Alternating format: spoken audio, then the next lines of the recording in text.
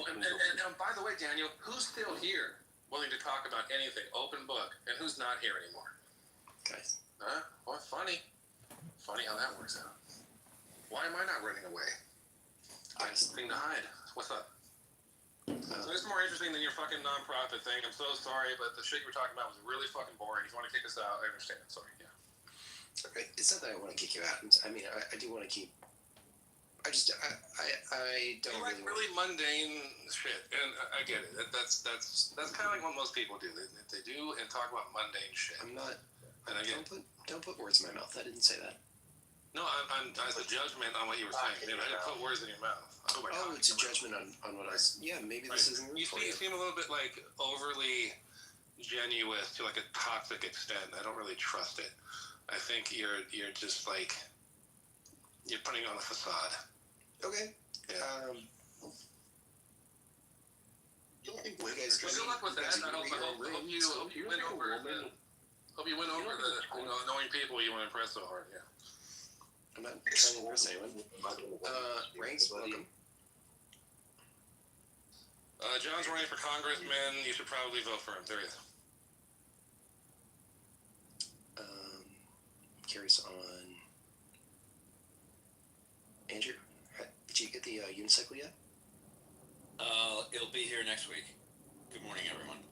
Good morning. I taught someone how to ride an electric unicycle today. It's really fun. Didn't the guy who did the Segway like die in the Segway? Like he just like flew off a cliff. I was thinking about that. Because like at work, you can make laps around work. There's this giant building, right? It's just like I want to get a Segway, just like ride laps during break, you know. But I was like, no. Then the guy died and killed himself on one of these things. It's probably not safe. Hey, Stephen, I reached out to that club that you recommended, and they're really, really nice kids. So, sick. Yeah, really sick. Most of them are from Prague, some around Brno and Ostrava, and they're having some kind of a meet and greet, like just before Christmas, so I'm going to go meet them. Let's see what the hell happens. What comes out of it. I mean, I mean, these guys are like... I think you have like to be you, yes, like brothers. Yeah, they're a pretty cool group of people. You have to be pretty weird to get into that hobby, and then you have to. Well, good morning. It's 7:10 a.m. I just woke up about 15 minutes ago from Czech Republic, and so I'm really. It's been one of those nights. Good morning. How you? Where he would be ranked at this school. He'd be 70th in his class as opposed to 6th at the other school. But like I told him, at this school, these kids probably ain't smarter than you. But they come from cultures that push them way harder than you. And I don't even think all white folks push their kids like Indian kids and like, like Asian, like Chinese, Vietnamese, Asian. They do not, you're correct. There are some white people who do. But, nah, they don't push their kids like that. That's why it's so easy for those people to even outperform white folks. I remember being like in the accelerated math, like in middle school and high school, like AP math or whatever, like you're in the accelerated, and I remember there was like Asians in there with me and some Indians, and they would all stress out, and they always did the homework, and I never did the homework. I just didn't care, but they were so worried about what their parents thought that they had to fucking do the homework every night, and I just thought it was sad because like who cares, like, but they would freak out if they didn't get an A on the test, and they'd spend like 2 hours. So I seen it up close and personal view. Like the community I grew up in was the most diverse community in Texas. Alright? So I grew up around, especially in school, not necessarily living in school. I went to school with a lot of Asians, a lot of like Indians, Pakistanis.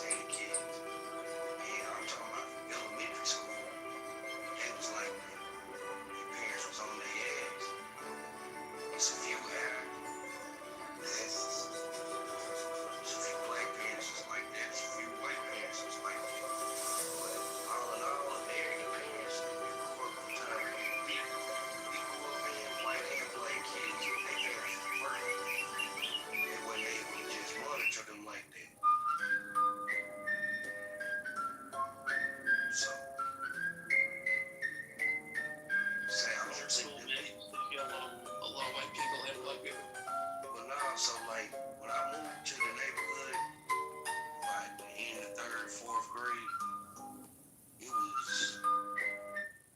it was still white people there. I would have said in '94, it was probably about 40% black. Well, I wouldn't even say 40. I'd say about 35, 30. About 40% white and about 25% Hispanic, and then the Asians. Then by the time I got to 6th grade, which was like 95, 96, I say the white population had dwindled down to about 10%, and now it's at about 7% of my neighborhood. And my neighborhood is predominantly black and Hispanic, but the Asians political. So it's a street, about an 8-mile stretch. Had a covenant with them, so you could think of it as like a bind contract and since they broke it, they didn't fulfill their end of the bargain, and so Christ came and fulfilled their end of the bargain.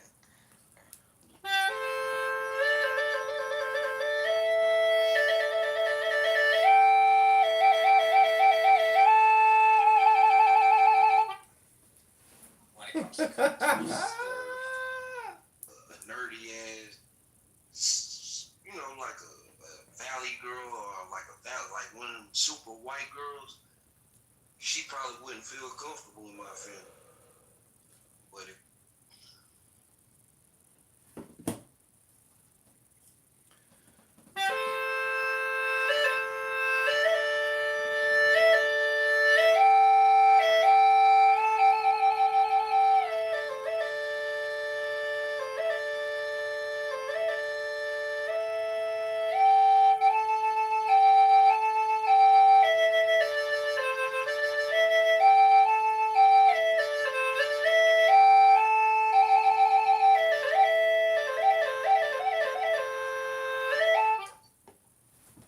Pretty good, Don. Thanks. Is that racist motherfucking line? That no good dirty dog motherfucker driving a truck talking his shit 80 hours a week?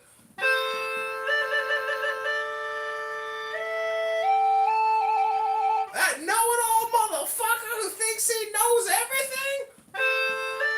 But never read a book in his whole fucking life?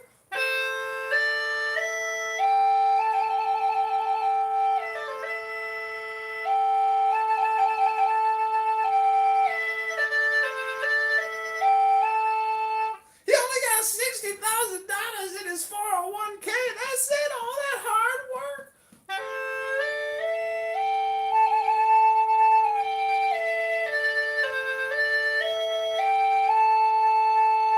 He learned everything except how to meditate and shut the fuck up. Hey, man, just stick to the music, all right? I'll stick to the music. This shit is great.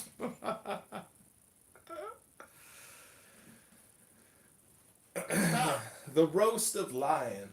What does lion meat taste like when you barbecue it?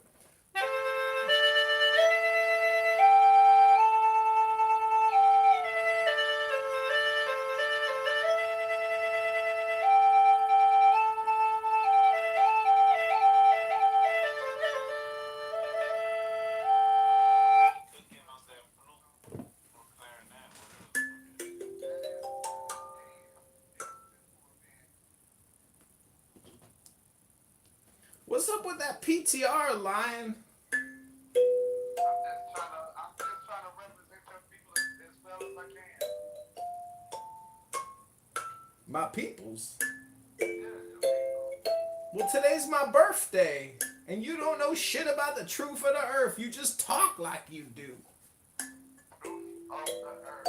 Truth of the earth, it's my birthday. Okay.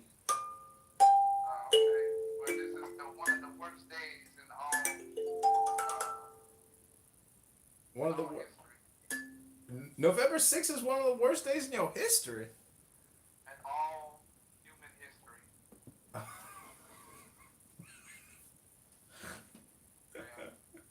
Yeah. If you say so, Dr. Lion. All these things Satan was born. Well, that was yesterday. It's now the next day.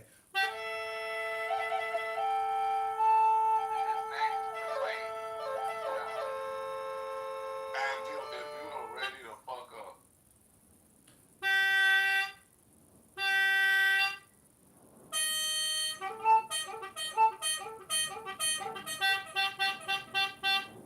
Clown Town!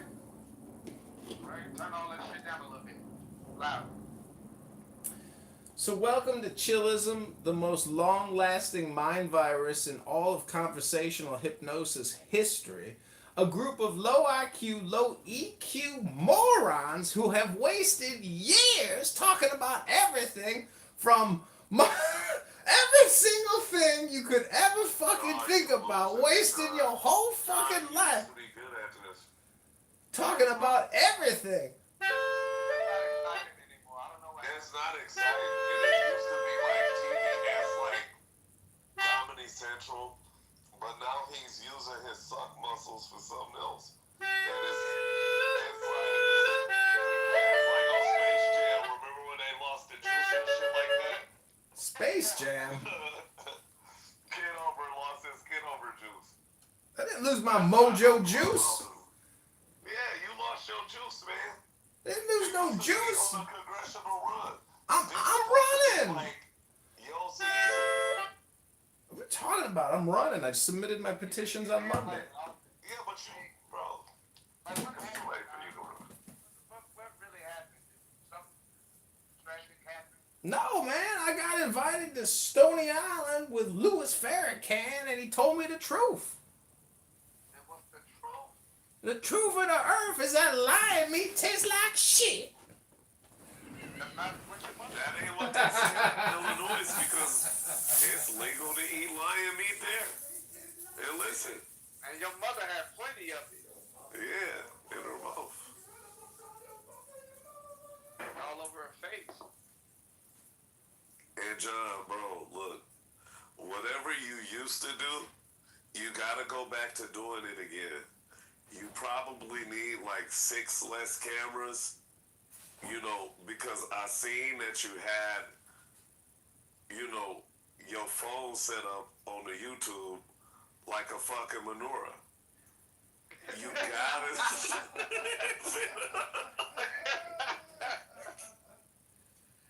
These fucking tunnel diggers, man. They have something else. You got head school, though.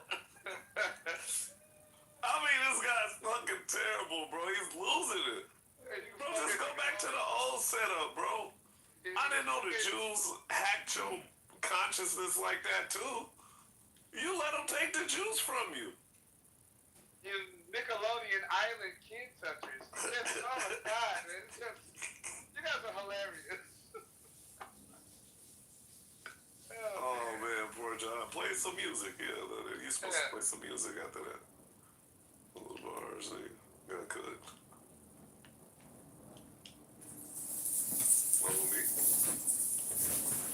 Filthy organ snatch.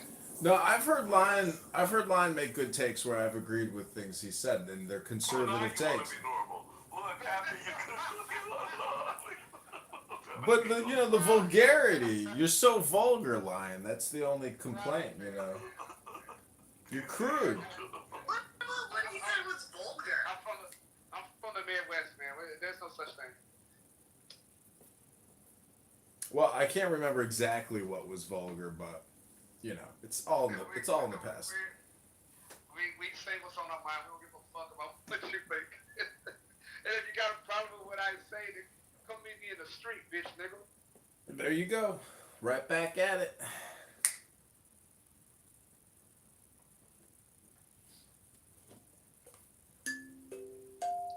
Now get back to the music, DJ.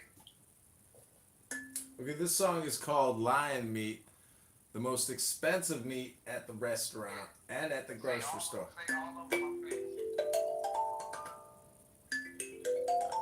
Are you a husband, Lion? Oh, that is. Was a husband. No. Still a husband. Are you a husband? Or a wife? I'm a musician, you punk ass motherfucker. Same thing. You're a wife. I'm a musician and a politician. You'll never make it. You're projecting, bitch ass N-word. I'll see you in the streets. No, you won't. You ain't that stupid.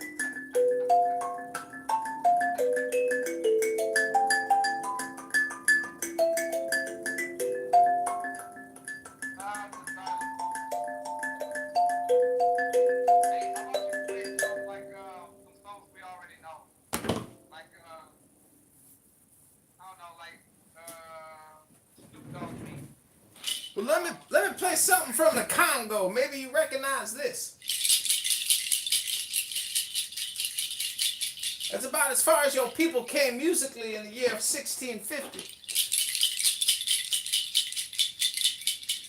Shaking fucking shells. You ain't no Mozart. You ain't no motherfucking Mozart. Oh, I'm not Mozart. Right.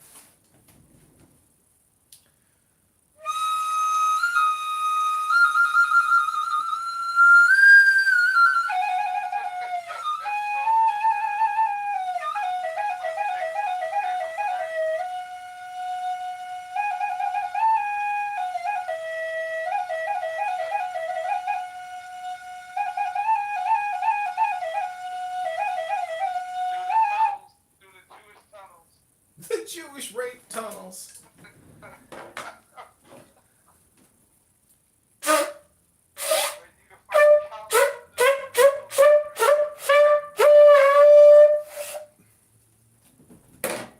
you had to step on the baby carriages and shit. There you go, Shaka Khan.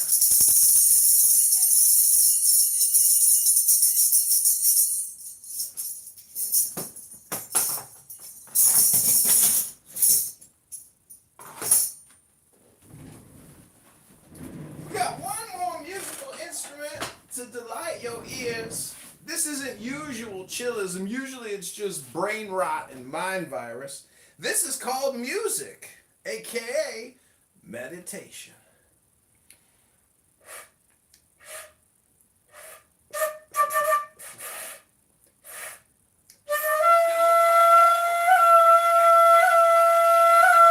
Meditation means you ain't gotta listen to lying, talking shit.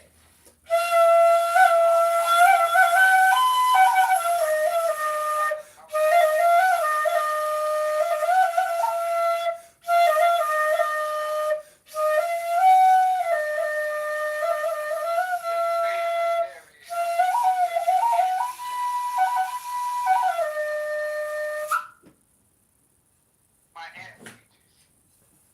That's because you got bed bugs in your truck, motherfucker. Oh, keep playing, keep playing.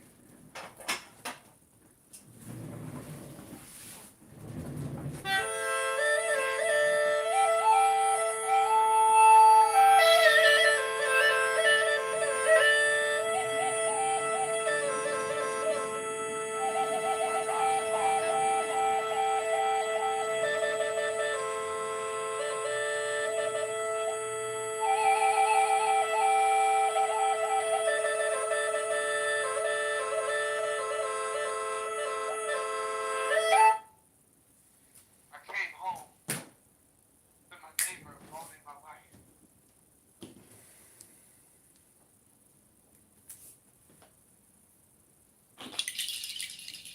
And I was like, ooh, ooh.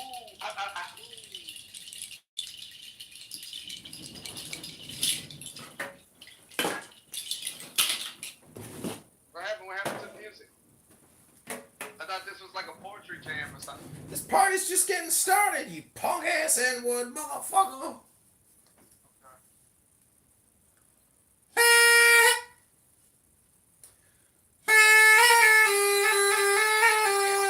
Does he have?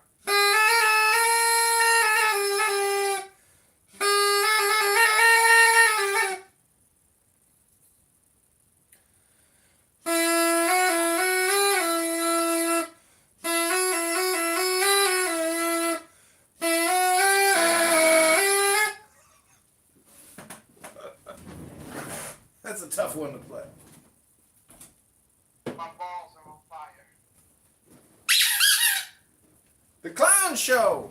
Lion's clown show. Him talking about nothing, wasting his whole fucking life talking about nothing with people that don't give a shit about what the fuck he's talking about because he ain't talking about nothing. It's a huge fucking waste of time.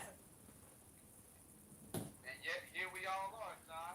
People often ask me, what is all that shit you live stream on YouTube? You talk to all those fucking people, and you ain't talking to nobody about nothing. What the fuck is all that about? And I tell them it's a show about nothing with people wasting all their time talking about nothing. What don't you understand? You described it exactly as it is. A waste of fucking time.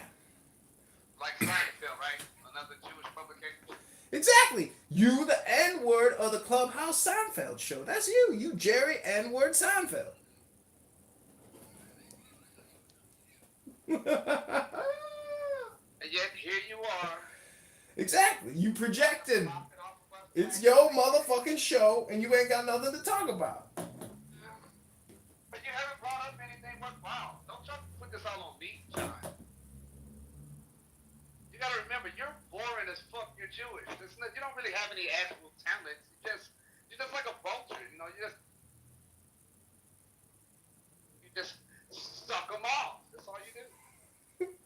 You projecting now. Suck out their talents. That's projection. You're a fucking parasite. A termite.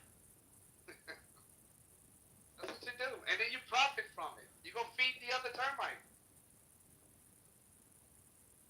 How about you, for once, be innovative and have an original thought of your own? How about that, John?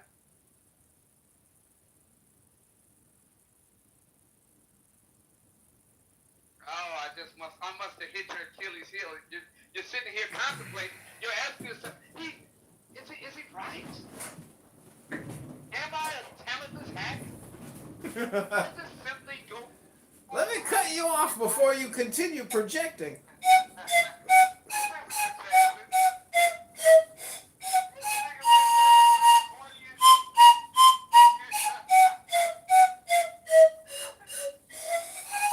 Welcome back to the Lion Show, everybody, where this dumb motherfucking N-word will waste your fucking life prophesizing and proselytizing his bullshit, saying all kinds of shit under the sun as if it's original, because this motherfucker's a genius, right?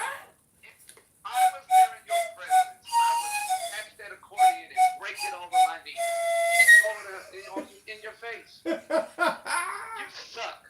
I'm reporting you to the FBI for making threats of violence against a harmless musician.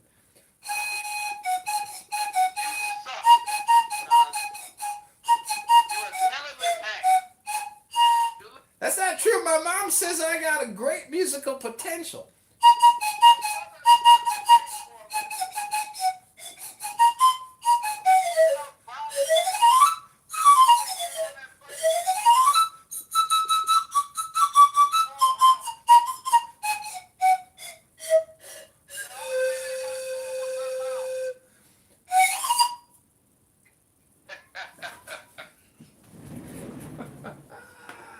Did you hear me, John? I said you're a talentless hack, John. And your mother is in she sucked off Bob Saget to get on that show Full House. And the only thing they got Not Bob Saget. This is called the snake charming flute as I attempt to hypnotize Lion the liar.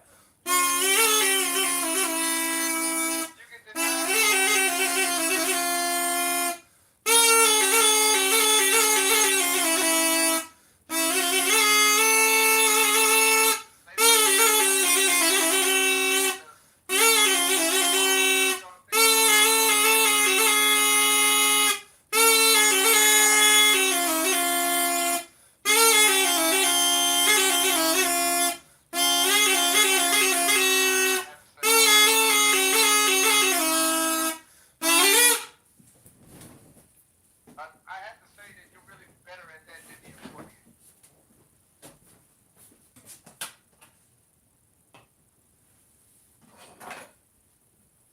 How many instruments do you have anyway, John? I don't know, 100? 100? motherfucker. I live in a motherfucking 13-bedroom, 6-bath mansion, you po ass truck driving, lying motherfucker, wasting all your time on Clown House.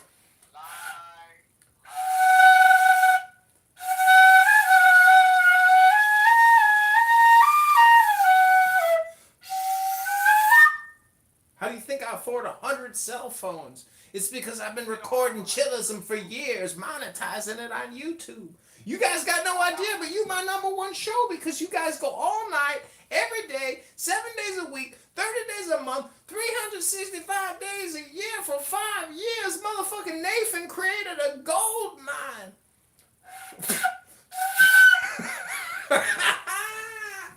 What a waste of time! What a fucking waste of time. A bunch of strokers talking about nothing. Nothing. Here I am. Roasting you up for dinner. What's for dinner? It's lion meat. It's a little bird. It's got some lion hair all over the tail. But it's still pretty good. You can make fun of it all night long. Let me get this recorder. Here we go.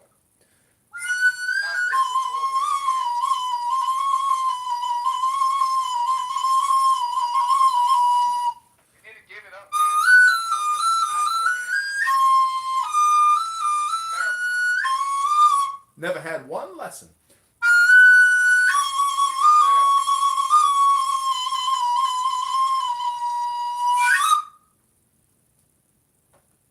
Vote John Kitover in the upcoming March 17th primary election against Darren LaHood in the 16th district.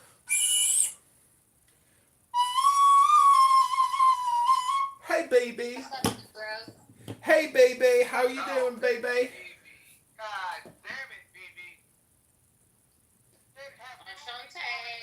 We can't have two retards sharing the same space. All right, go down to the goo then. Let the adults talk.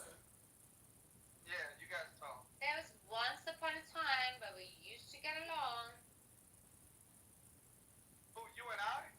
Or you and John? I always get along with John. Mm-hmm. Oh, so you're talking about you and I. Oh, is it because you're both Jews?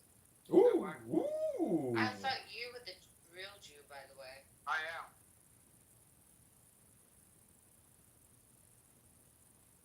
Yeah, so what happened? Oh, nothing. I'm just entertaining myself with the antics of John the Revelator. And then here you come. Take it away, BB. Are you Like a sober? bat out of town. Are you sober, baby? You took my advice? She's never Would I sober. ever come on here if I was sober? Are all your kids still alive? By the way, I'm joking. Baby, well, yes, they are. Thank you. Listen, we know each other for a long time. We do need to go back. Liver's still healthy, by the way. Joking.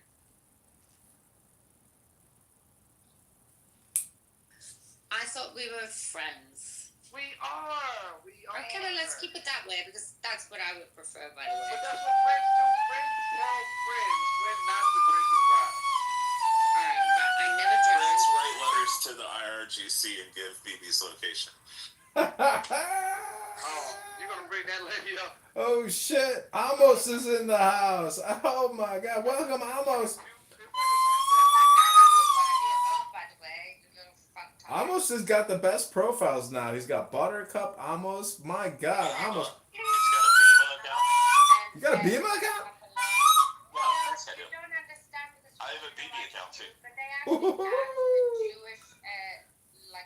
I even have BB Kapora too. I love you.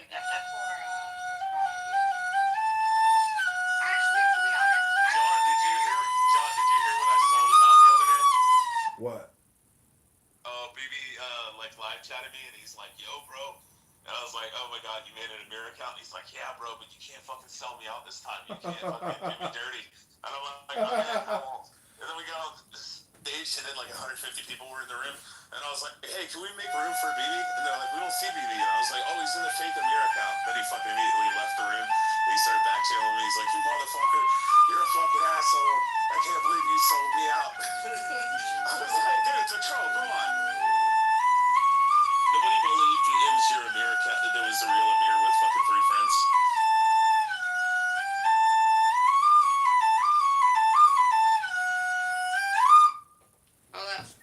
What do you think about the Irish, by the way? The Irish, those What kind of potato Irish farming, alcohol have you been drinking? shepherd eat pie eating motherfuckers. No. Most lazy bastards ever of any island I've ever met. Yeah, well, I mean, you're both helpless, so I'm not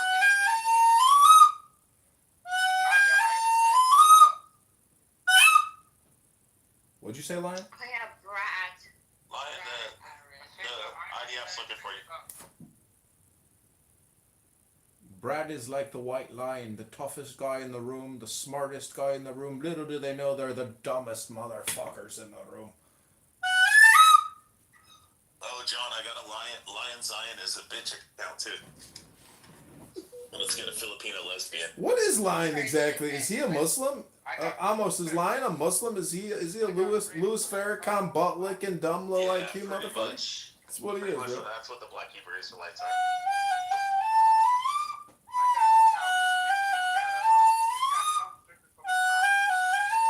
You got an account with you with cum dripping from your mouth? You got cum Ooh. dripping from your mouth, Line? Damn, that's some prison talk right there.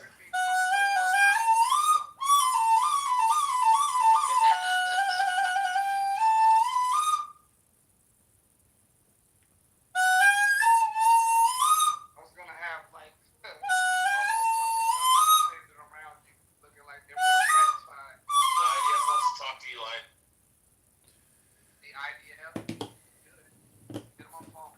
So, Lion, who runs the world?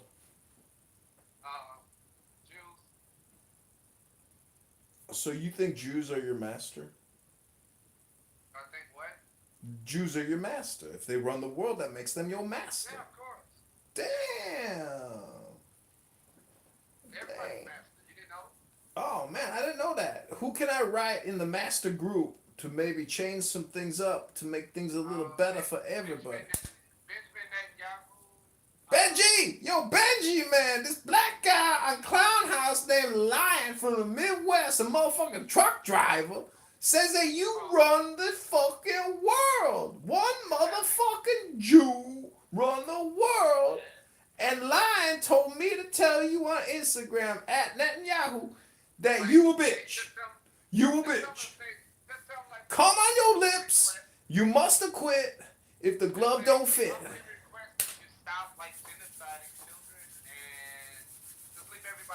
You can't genocide what's already been genocided, stupid. There's nothing left. So what the fuck are you talking about? Who runs the world? Who runs the world? The Jews. Who runs the world? The Jews. Who runs the world? Netanyahu. Who runs the world? Netanyahu. Who runs the world? Netanyahu. President of the motherfucking world. Netanyahu. Say it with me now. Netanyahu. Who runs the world? Netanyahu. Who runs the world? Netanyahu. Keep going to work and pay your taxes, Lion. Better get your ass in compliance.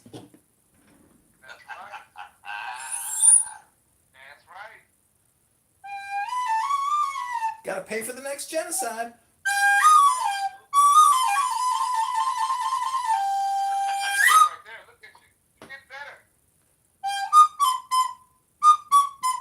Wait, you're surprised that Jews are talented, Lion?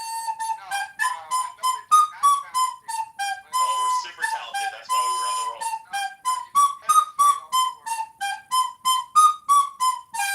Sorry, I can't hear you over the flute, Lion.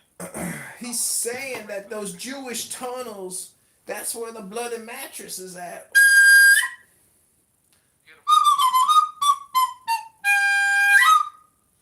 Daddy, what you been doing all these years? I ain't seen you in years, Daddy. Well, little girl, Daddy's on Clown House, teaching everybody about nothing.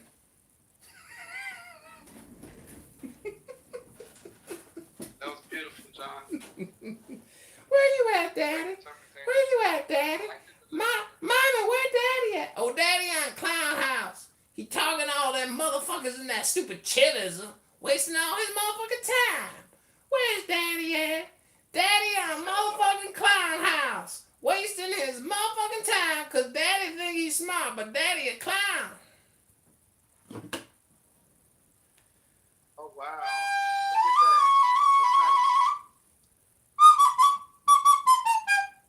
Thought about that years ago. Finally coming through. So wait, where did what's his face go? What was his name?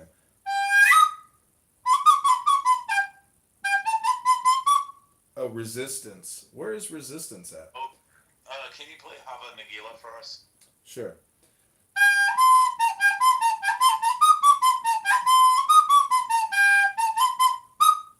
Hava Nagila.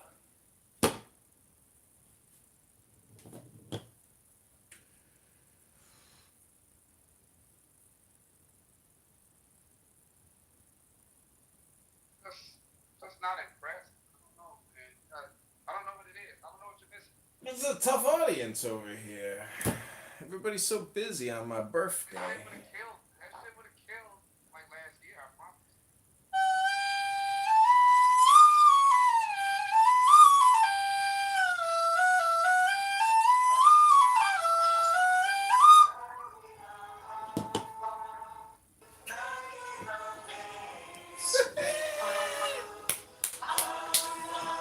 Get him, almost get him.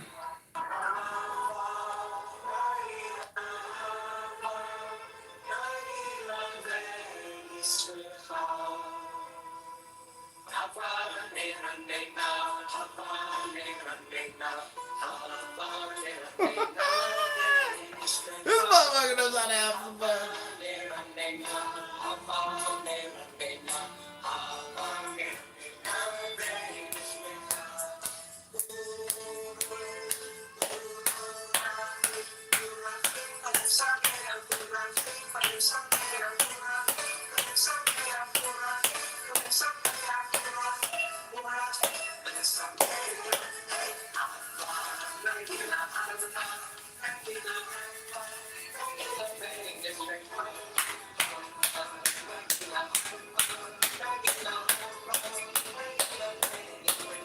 Nope.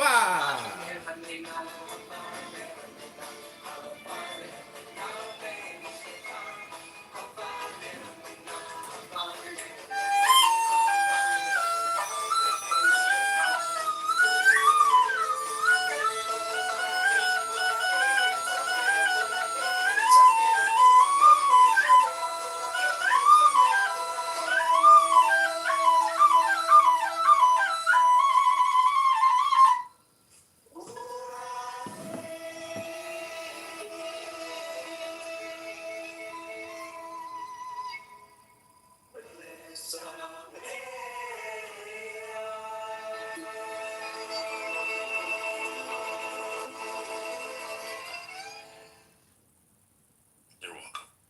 You're welcome, world. Anything to do with like Elizabeth Taylor, and the more people like it sort of like, you know, applaud for her, and the more it's kind of like there are people who will stand back and who will be waiting for that time, and somehow, and so it might not be even in this, it could, but you know, these things matter, and that's all I have. Well, I don't understand. So should I order a bottle of? Anyway, Have you had a bit too much to drink? it's just the fucking audacity. Wait, Like, but baby, also- too much to drink? She doesn't understand what that means. Been at one of those pubs? Oh God, she's a fucking morning drinker, day drinker, night drinker, overnight drinker. She drinks wine. Everything, anything and everything that contains alcohol. Hand sanitizer. Yeah, hand sanitizer, Listerine, she don't care. If she's jonesing,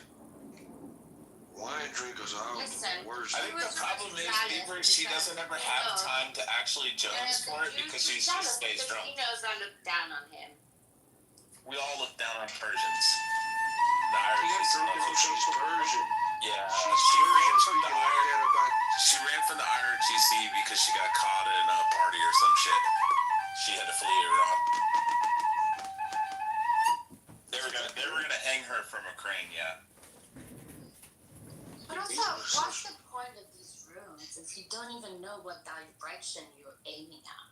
That's why you're all We're just jerk, having a- by the way. We're just having a conversation amongst Americans. Just having a conversation amongst Americans who come from different backgrounds.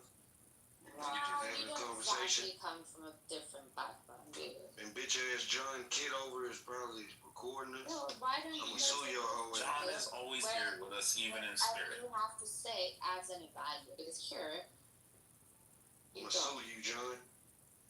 Baby. Don't you know that if you want to sue someone, you dumb motherfucker, you gotta have money to sue to someone? That means you gotta hire an attorney to file a lawsuit for defamation or slander, and you ain't got shit because you shop at the corner show and you drink motherfucking chocolate milk and you ain't got no motherfucking money, Rob Gulati, big ass talker. You ain't got no shit. I'll wait for your motherfucking deposition for your motherfucking papers. Put it in the mail, motherfucker. Big talker. Big talker, little walker. Got no money, go to the fucking corner store and get yourself a chocolate milk, motherfucker. Luckily, I don't like chocolate milk, so it's kind of disgusting. Yeah. Well, then get yourself a Yahoo. A Yoo-hoo. I really love John, by the way, Edmund. John, he's probably lactose You intolerant. and I never I agree. never heard. Okay. Nah, I just don't like He milk. knows a little bit more about like certain types of like philosophy or like Marcus. Is John black or a fake He white reads boy? more books than I do, but like when it comes to like politics.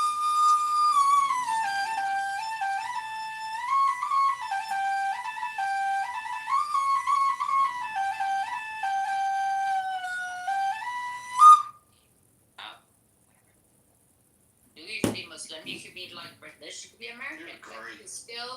you can You're still be great. honest about what is right or wrong.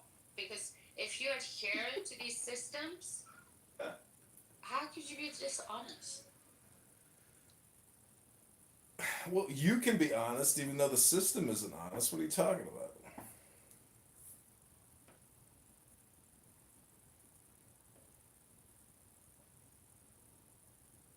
I want to give a big shout out to Pepe for putting together another extremely wasteful room. Pepe loves to hear his own voice. He goes on and on and on talking about nothing, screaming the N-word indiscriminately. I can't believe YouTube doesn't take my videos down because of Pepe. Pepe could bring the whole campaign down with one N-word, but YouTube doesn't seem to care. Why? Because it's so prolifically used on YouTube by N-words, they can't stop it because people say the N-word on YouTube every single millisecond that they allow indiscriminate racist usage of the N-word. Can we like start like working together instead of against each other? We're not blacks here, okay? This is like Speak for yourself. Achik's very black. I thought we were supposed to be smarter than. But yeah, I do agree with you. It's like Pepe. It's like, what's the point of your rooms? What is it? It's like you need attention.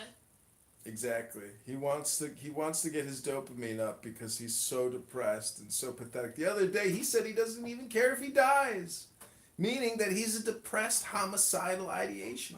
He's suicidal. Pepe is suicidal. Some of his, I listen to. Well, you've got to extract, and I can see where he's coming from, but then whatever. Exactly, whatever is the point, is that it's total waste of time. I don't listen to Pepe anymore when he speaks, but I do put him on my YouTube live streams. Well, maybe it's better to somehow, like, not judge and listen again. Because,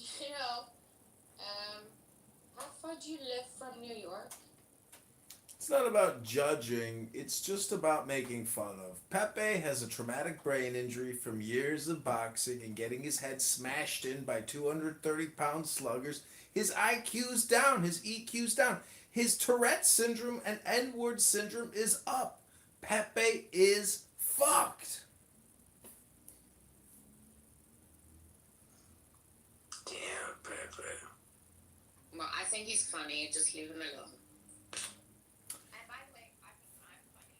And I think you're funny. And I think everybody's funny. Even fucking Rich. I mean, with his 250 different accounts. So it's like, let's not go around attacking each other because I think we have bigger fish to fry. I agree. Belle, how are you doing this evening, you beautiful young woman, you? BB is a burnt up old alcoholic. BB, how old are you now? Well, I'm rich enough for it not to matter. Oh, you could just buy a new body and have your soul put in as if you're some like kind of Egyptian goddess or something.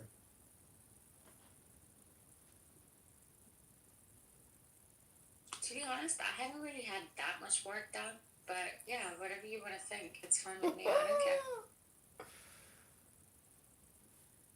I'm just kidding. You've been on here forever. Because I remember, what was your other profile years ago? It's always been the same. Always? Really? Because we've been talking for years, right? What was that, Beaver? I was asking her what kind of work has she done. What kind of work has she had done? Yeah, what have you had done? Facelift, breast implants, buttocks lift, rhinoplasty, permanent tattoo. Nothing in the face ever, by the way. That's all natural. That's Persian genes. Teeth, nose, eyebrows, eyes, hair, chins, and everything else. Vaginoplasty?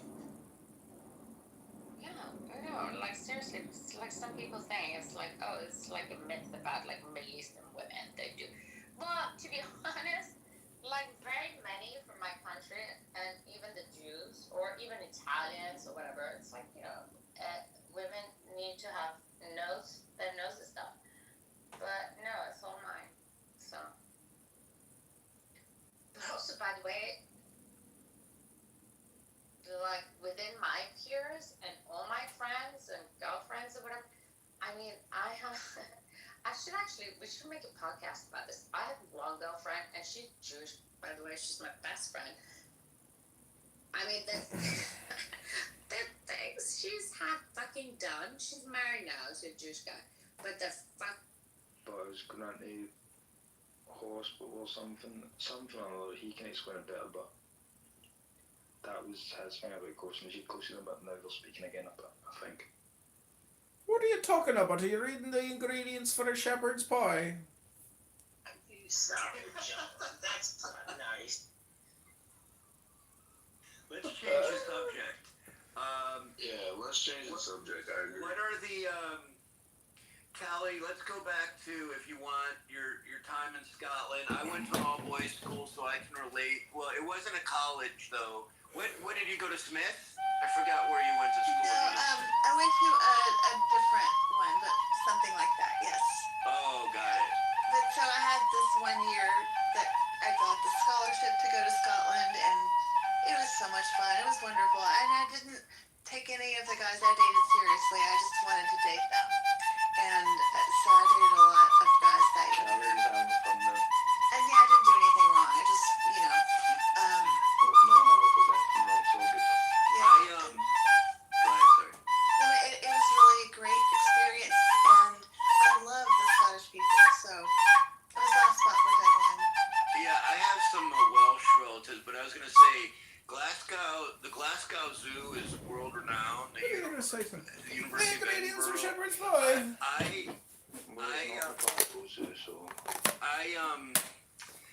What was I going to say? A friend of mine from India who worked for the government of India. I recommended him for the Royal Bank of Scotland, like Conservation of Hero Award or something like that years ago.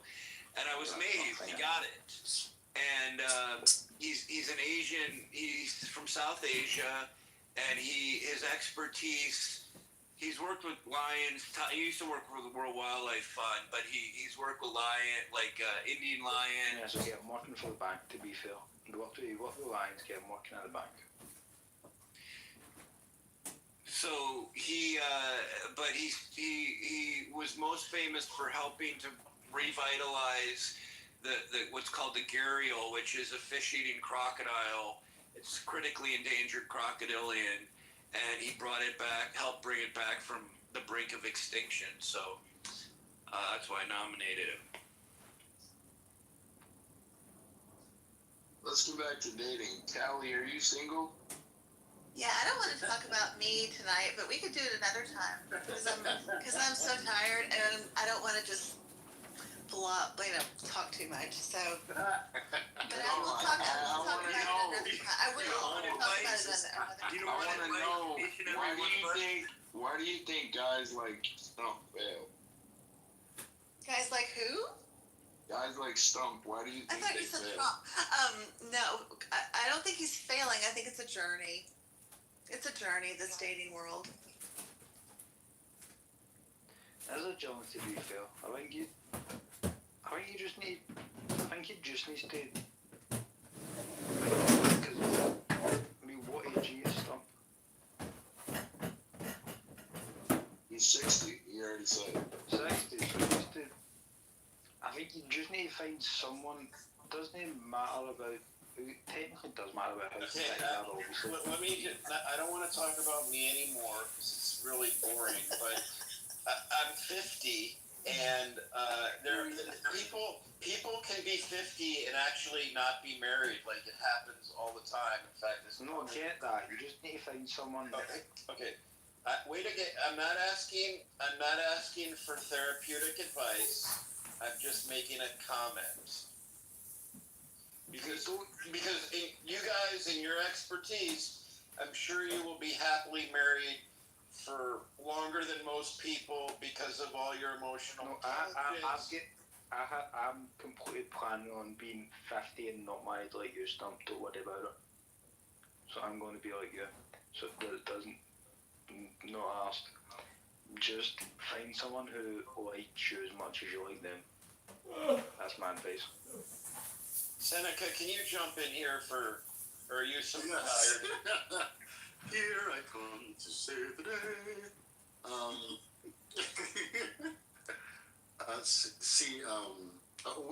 Seneca, are you single?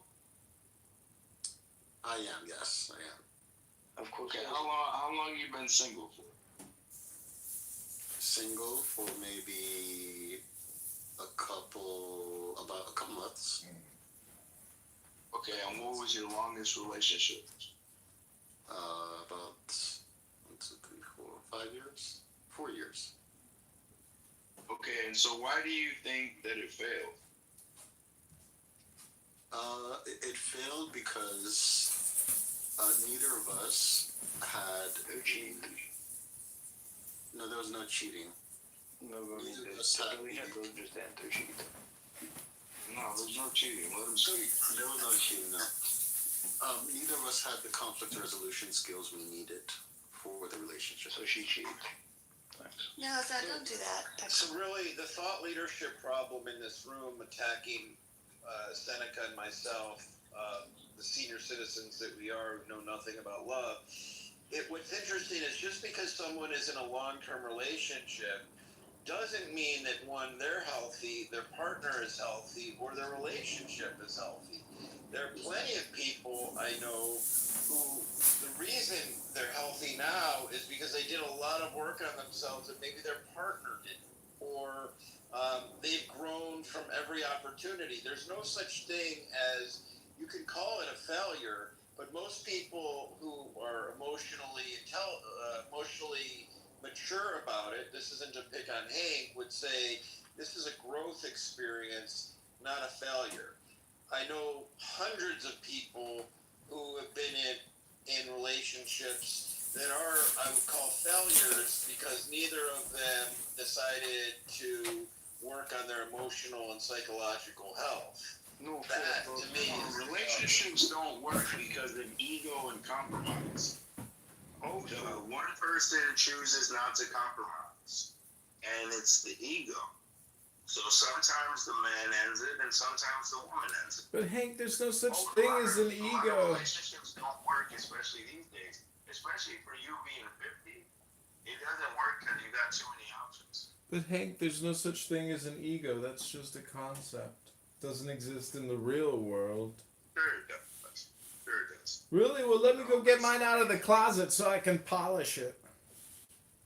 There's always somebody that thinks they can do better than that person, when really you just need to work with that person. There's so many.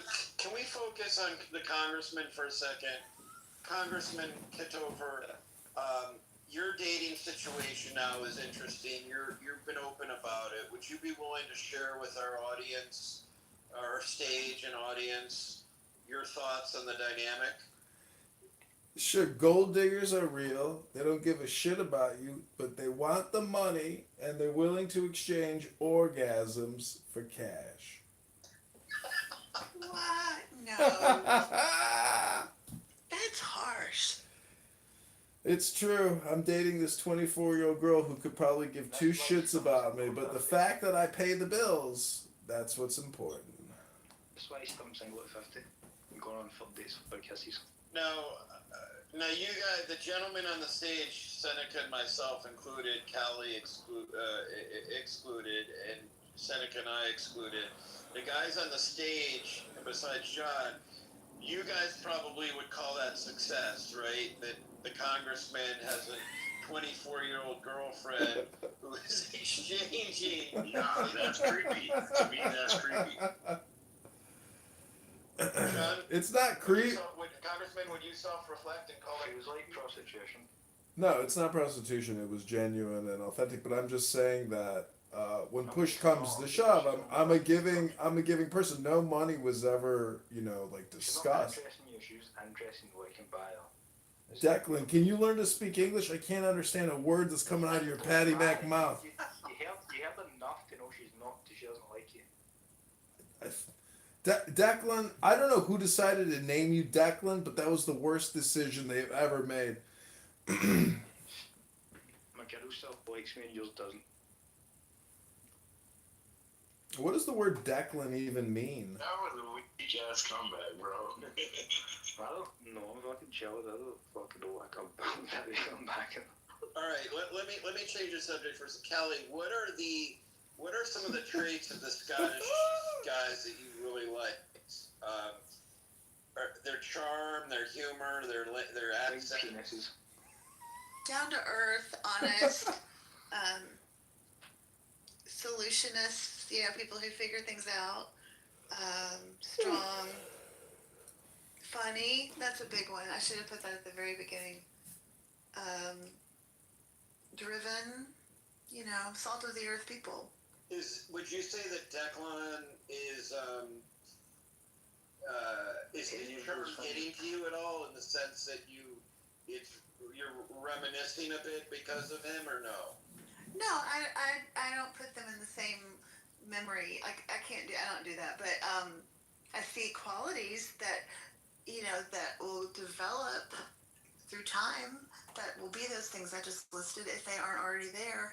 And we don't necessarily see everything through this app either. We only see what Declan's showing us. There's probably a lot more there that we don't see. So I can't judge. Declan, do you think that do you find Callie how do you find American women? They're very.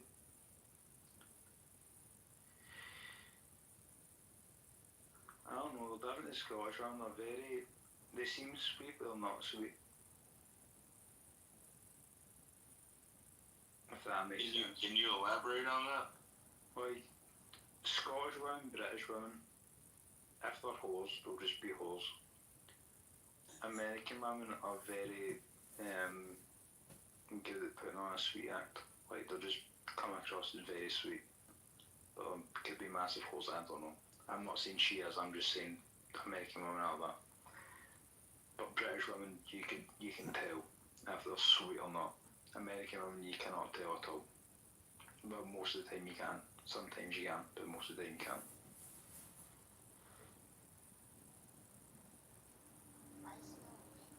Hello? But they're all nice. They're all very sweet. Somebody's speaking to me over there? Is that my birthday party girl kicked off my birthday party? My birthday party's over. Yeah, these aren't all sweet. Maybe it's the accent, I don't know. But these are all mostly sweet. Can you say that again? I didn't understand. I said it's mostly the accent, I think, but mostly these are all sweet. Mostly they're all sweet. Mostly. Is that what you said?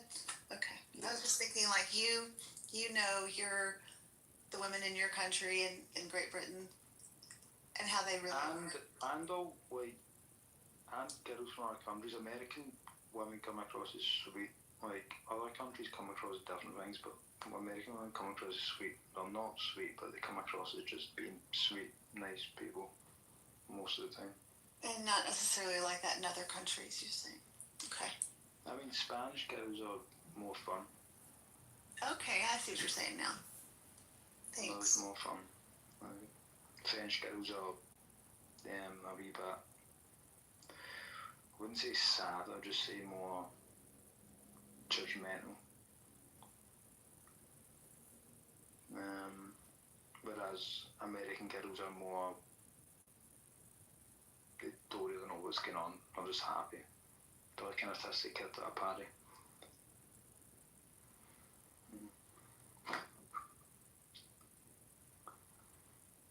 Callie, what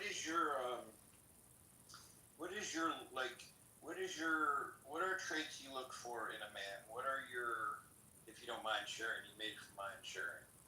Well, I'm not really prepared because I'm so tired again, but I'll just say it off the top of my head. Honesty, consistency, grounded behavior, humor, sense of humor is a big one for me. Intelligent, always learning, good to his family. That's what I look for. And whatever faith he is, he believes in it and he sticks to it and doesn't waver from it. I mean, he may question it, but we don't have to be the same, but just to have that grounded Someone's a belief. Christian girl. What? Someone's a Christian girl. I'm sorry, I can't understand what you're saying. I said someone's a Christian girl.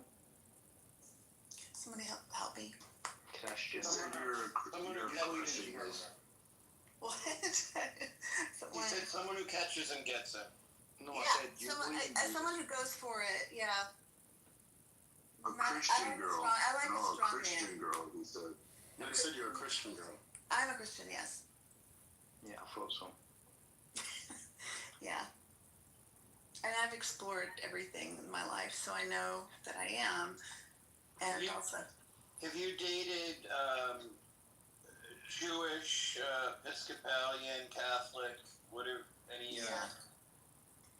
Yeah, I've dated. I told you this before. Oh, yeah, I've had 2 Jewish fiancés.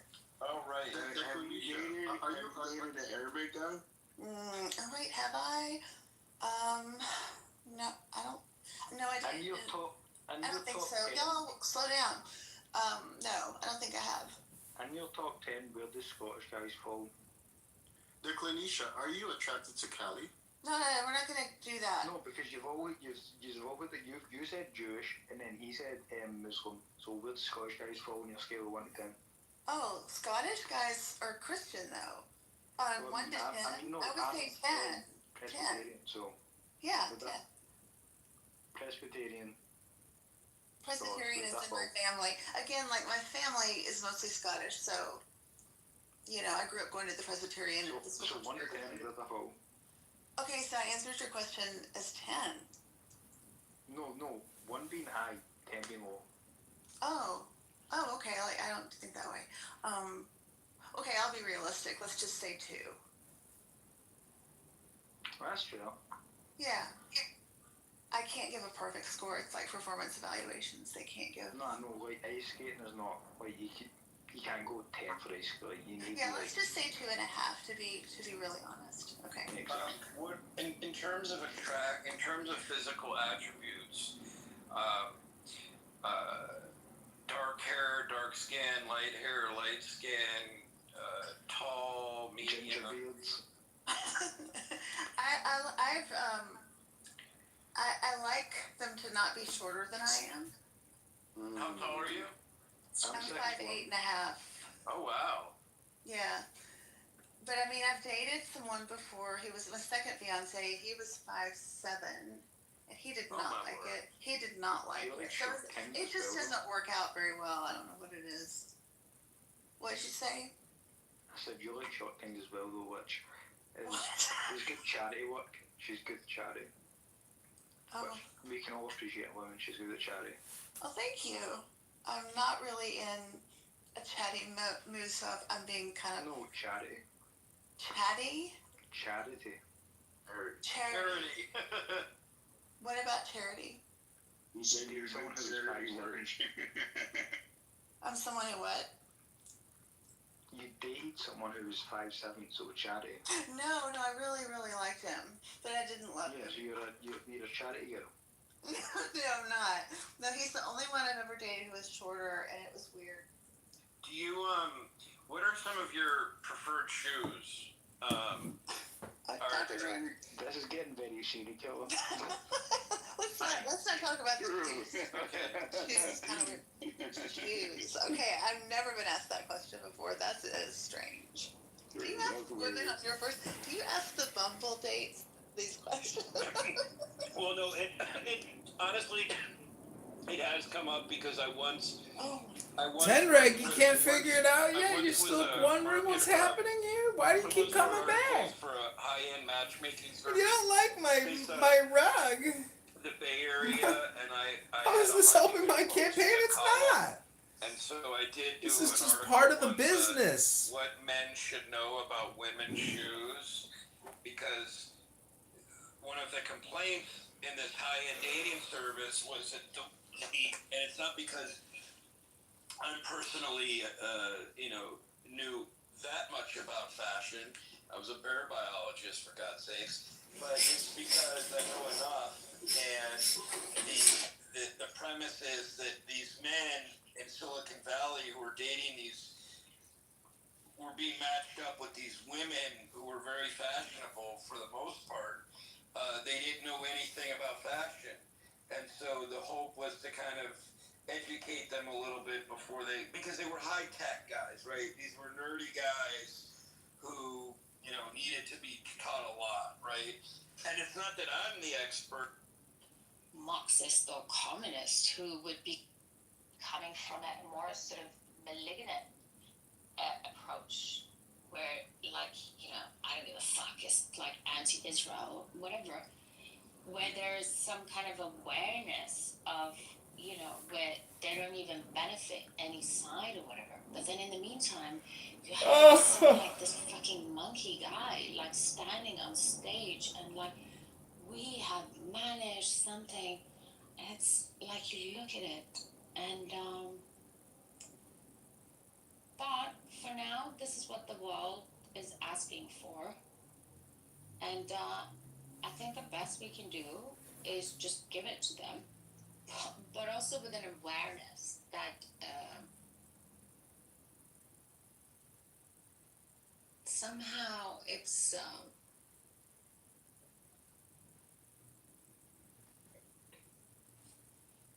What are you even talking about anymore, BB? Did you lose your position? Listen, there's no other way that you could possibly convince, we've come this, it's come this far that it is what it is. Guy who streams rooms to a YouTube channel. What? No! Right here, I like the sweater. I'm not a fan of the robe. The robe looks a little dramatic. Why do you stream Clubhouse rooms on YouTube? Because he's a congressman. Just strange though. Not yet, though. What's so strange about it, Declan? The fact that people keep coming back to this app to waste all their time, or that some guy's live streaming a bunch of people wasting all their fucking time. Oh my god. Pad's gonna hear about that. Okay. I'm impressed. I'm impressed, Kelly. Well, I don't want to say it because we're on live, so never mind. No, say it. What was the what? I mean, I'm impressed that you've had these two Jewish fiancés and you're in demand, and I mean it's unfortunately you're all the way in Nashville or wherever. Never. Oh, Callie, I got another Jewish guy for you in Nashville to go out on a date with. I'm gonna set you up with my friend Max. He just moved back in with his parents. You're gonna love him.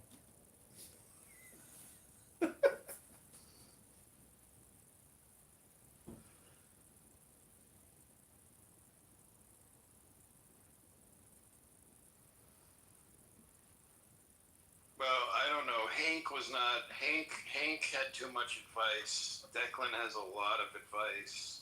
I think. I don't think you heard. Did you all hear anything I said? I think I didn't have my. No. Okay, I said that, Dr. Jordan, I think you said where I live, and please watch your mouth. I know. Okay, and then it's okay. And then John, if you could please rewind delete that. that. Yeah, please. I would be in debt to you. Yeah, please do that because I didn't mean to say that. We have a good relationship. If you wouldn't mind doing that, that'd be great. That specific state is really big. It is. So let's just move on. What happened? Did you hear me, John? John, can you just confirm, Congressman, please?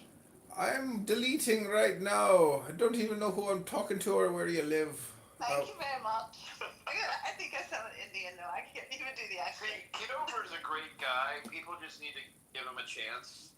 I trust you if I ask you to do, like, I don't ask you for much, but you will listen and you will understand. And I will owe you. As I told someone before, it's what's interesting is that I couldn't even get people to dox me when I used my real information on the app. And it's funny. What to me that means is that most people don't believe anything in my profile. So what are you going to do?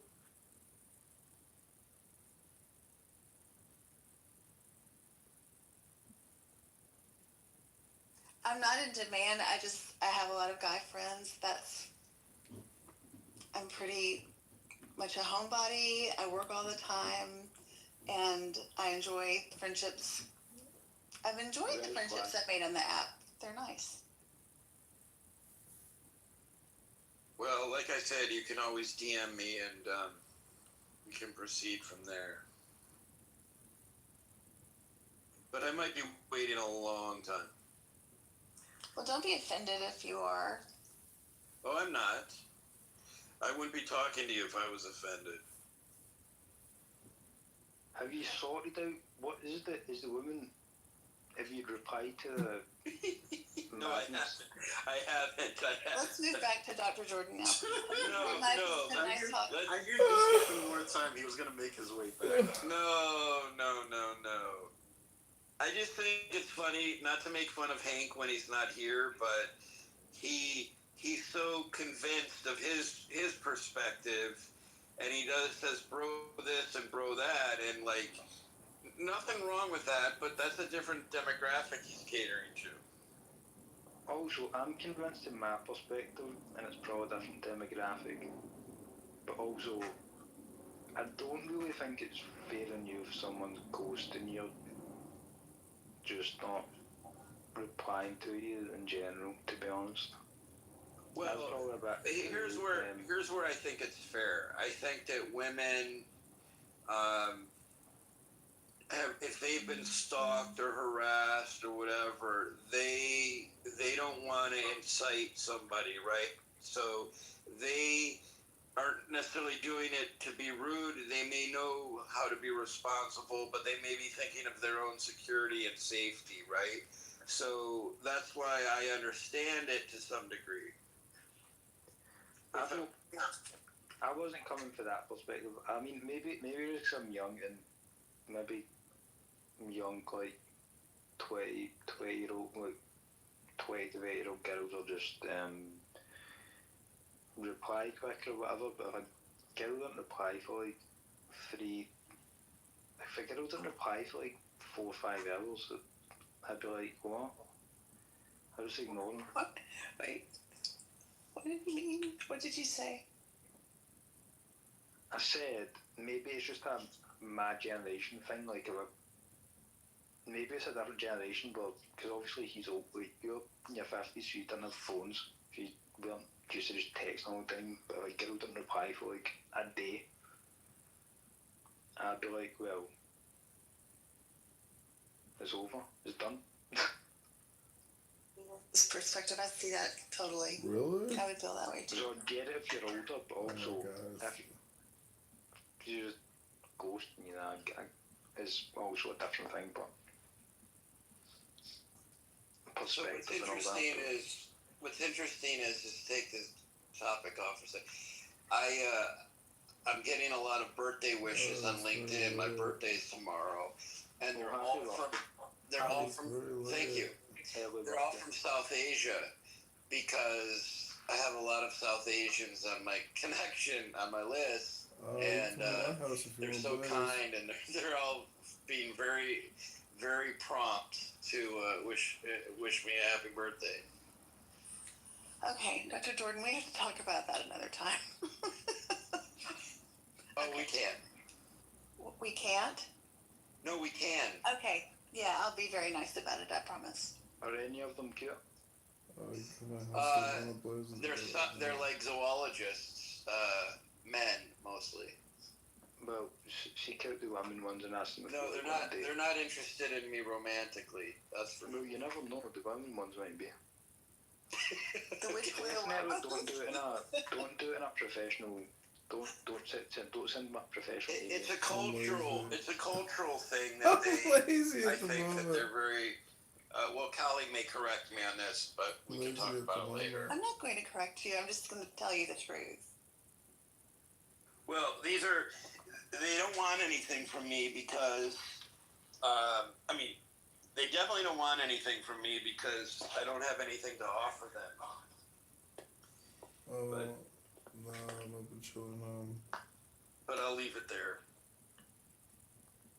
You should definitely seek out all the female ones. Say hello. Not in a professional setting, no.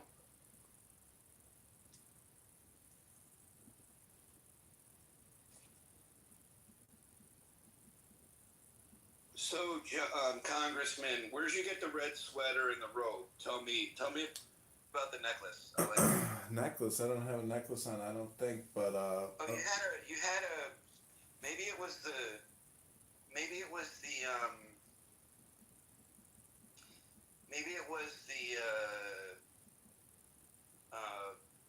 collar. I don't know. I'm wearing a. This thing could be alpaca. I'm not sure exactly what it is, but it's from an antique shop. It's a poncho, and it's just something I like to wear at home to stay warm. That's all. Kind of ugly and strange.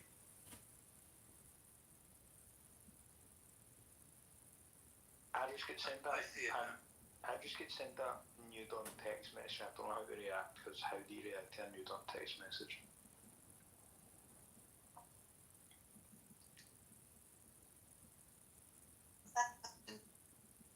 What? For me? No, I literally just got sent a nude on text message. I don't know how to react because I'm not horny or anything, and I just got sent it and I'm like, what do I do?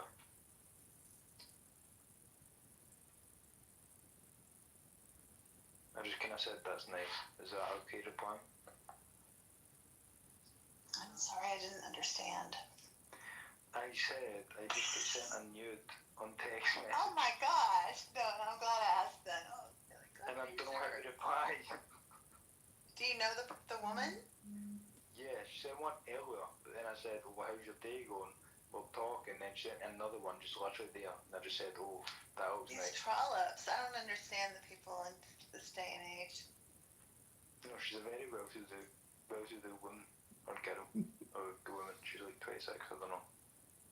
She's like what? What was the last? 26. 26? Is that important to you, the wealth? The wealth? Yeah. Is that what you said, wealthy? No, she's like 26. Okay. So she's a very what woman? You used an adjective. She's not married. Oh, she's single. Okay. Yeah, no, she's like 26, that was it.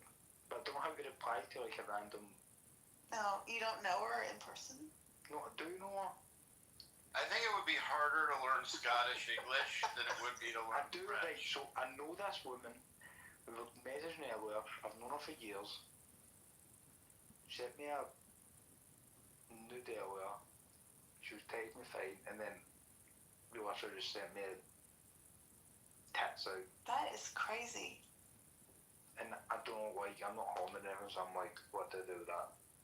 I don't know what I would do with that either. Like if I wouldn't want a man to do that. Could you imagine dating a man and you can't even understand him because every word he mumbles?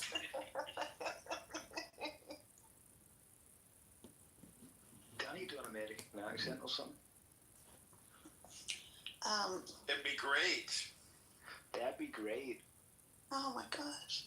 if I just spoke American. You did. What the And then you just We can love it. understand me. It's so much easier to understand you this way.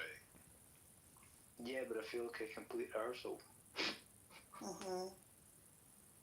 I don't know. I would not date this woman who sent the nude to you. I think you deserve better. Yeah, but she's been my friend since we were like 16 or something. She's been engaged and stuff, This world is crazy. Yeah. and we've been friends since. And then the last couple of weeks, she just started messaging me like horny stuff. Oh, this isn't the first time she sent the nude to you? No, obviously when we first started talking, we were like flirting and stuff, but then we quickly just became friends. Then she got boyfriends and engaged, and I was doing my thing. But we were both single, and she's like, now we just get tit pictures, and I'm like, what do I do? What do I say now?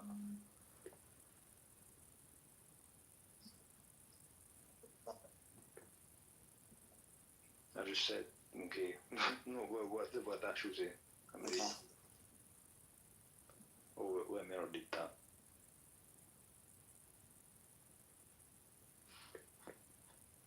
What? No. Well, that can stay in the drafts. I don't know what I would do.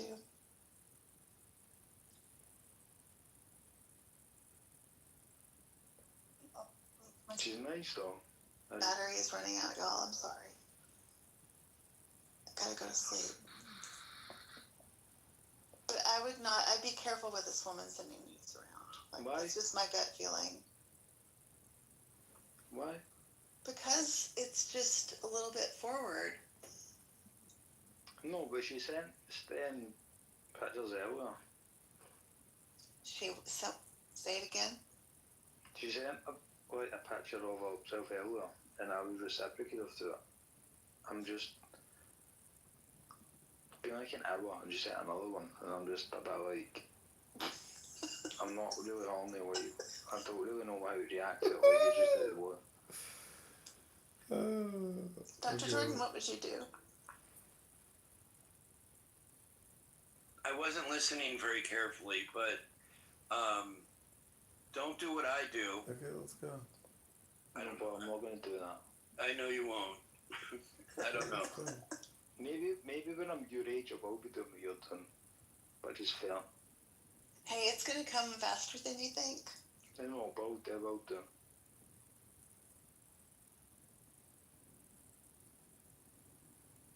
I mean, mean, you can't always be like. I mean, you have to be trusting it, or like trusting in stuff at some point, I guess. So.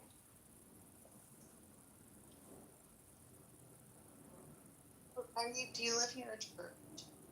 Hmm? Do you have a church in your A church? in your village or in Edinburgh? My village is if I live in like fucking Hogwarts or something. Yes. I was just thinking, I'm punchy. I haven't eaten for like 14 hours and I'm being punchy. So. Yes, we have churches here. We also have all sorts of fucking mosques, which is disgusting. Really? Oh wow. They didn't have any of those when I was there. They're building them. They keep building them. Oh really? Wow. Yes, because fuck, I don't even want to talk about it, but they're building them. Fucking me disgusting creeps. Oh.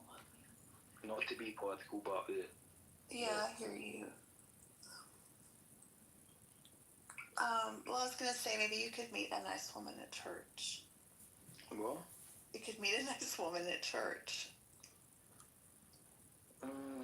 Maybe. Nah, because see if you meet a woman at church, they're usually going to be like one not experience isn't an issue, but they're going to not really have it like much experience with men, so they're going to be clingy, which is an issue. Oh, so they're going to be really different. They're going to be the other end of the spectrum. They're going to be too like into you, which is an issue. So yeah, I get that. I'd rather not. Yeah. I want someone who's into me, but not too like psychopath. Oh, are you sure they're psychopaths? There's only be psychopath. It's just too like clingy. It's like too. Okay. Yeah. Not good. I think there's a famous Scottish psychotherapist or psychiatrist who wrote the book, The Wisdom of Psychopathy. I think he's Scottish. That sounds good. I'm going to look that up. Look up and tell my name because I don't know. What did you say, Kelly? I think I'm going to look that up. That sounds good. I like to understand. Yeah, it's called The Wisdom of Psychopaths. Because I like to understand there's a sociopath in my family, and it'll help me understand him a little bit. Even though it's the other, psychopath is way beyond that. Well, The Sociopath Next Door is a really good book. Okay. Really? Yeah, I'd read that first. Okay. I think I'm a sociopath. Maybe. Who knows? I'm sorry, I'm not understanding. My brain, I think, is turned off.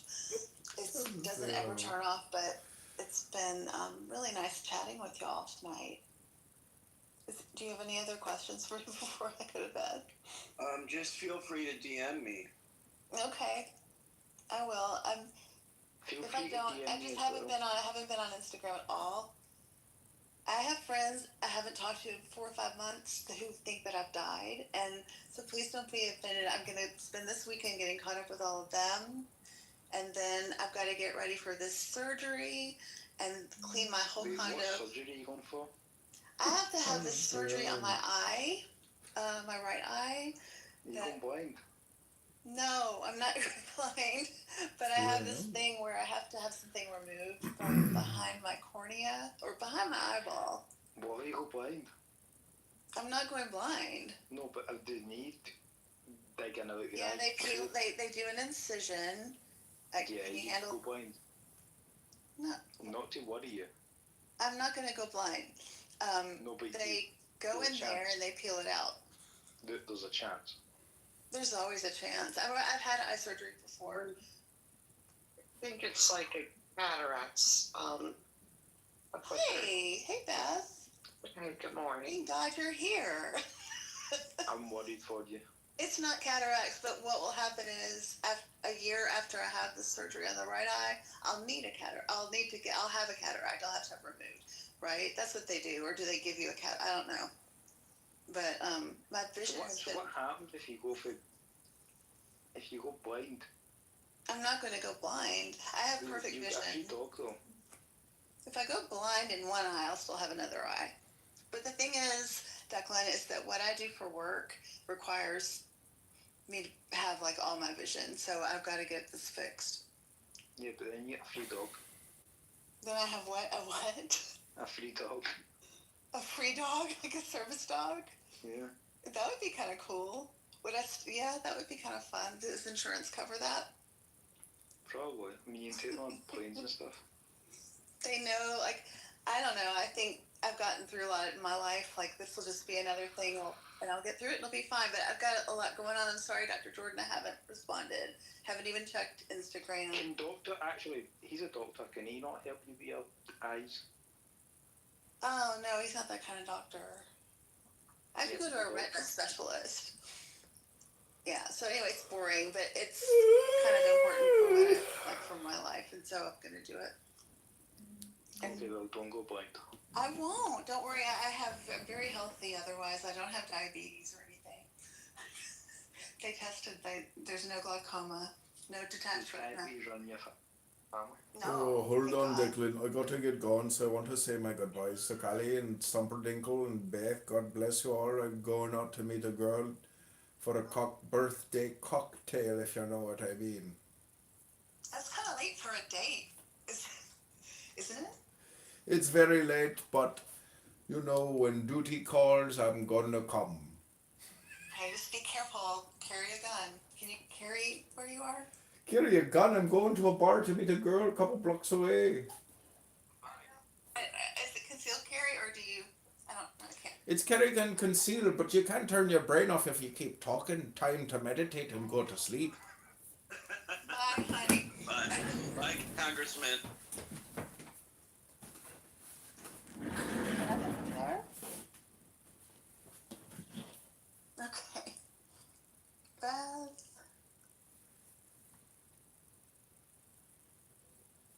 Still here.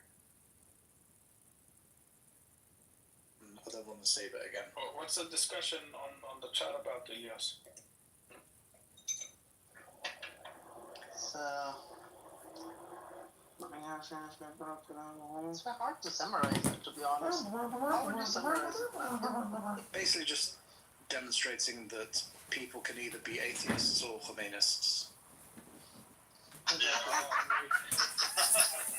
That's really what it comes down to. أعوذ بالله, Allah. Come on, Abdurrahman, you're a smart man, bro. You need to become I should be a Khomeinist. Of course. That's the only way. I don't think that Iman comes just from being smart. I think that a lot of smart people are kuffar. Yes, indeed. Actually, the smartest even people, knowledge. Yeah, the biggest kuffar are the smartest ones, actually.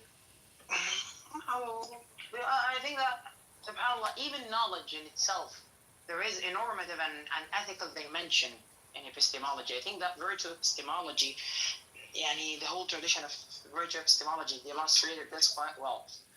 And it's even clear in the Quran. There is that guy who wrote a book in 2019.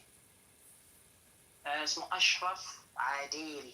He has a chapter in the book also of the one that was issued 1 week ago, edited by Raymond Harvey and Safar Chaudhry, Analytic Islamic Epistemology. Jeff Ali wrote a chapter about the ethics, of knowledge in Quran.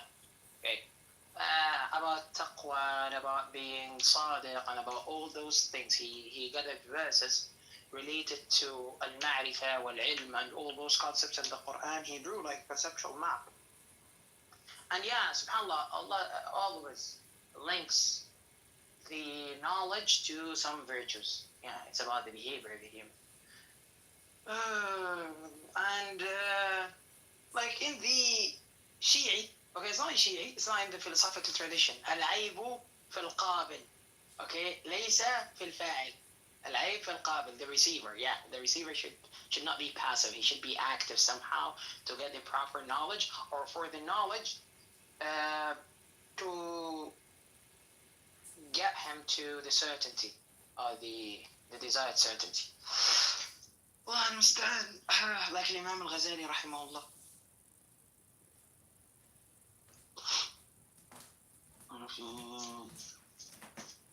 Let me.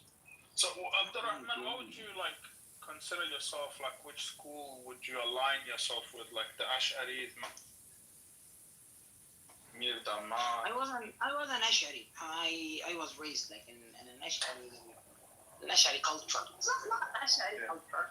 يعني but I learned alhamdulillah يعني about the Ash'ari school. I read it and I said it. Alhamdulillah. But there was a Salafi phase as well. I think you were in as well. No, I was never Salafi. It was never in single. I don't know how, but maybe because I like Ibn Taymiyyah a lot, and because I defend a lot of Salafis and Salafism in general, in some of the positions that they are accused of as being this is a matter of Wahhabism, and it's not a matter of Wahhabism. Some of the topics are matters of Islam, and they are real matters of Islam, and they are part of the Sunni tradition. It's not just a Salafi thing or a Ibn Taymiyyah thing or a Wahhabi thing.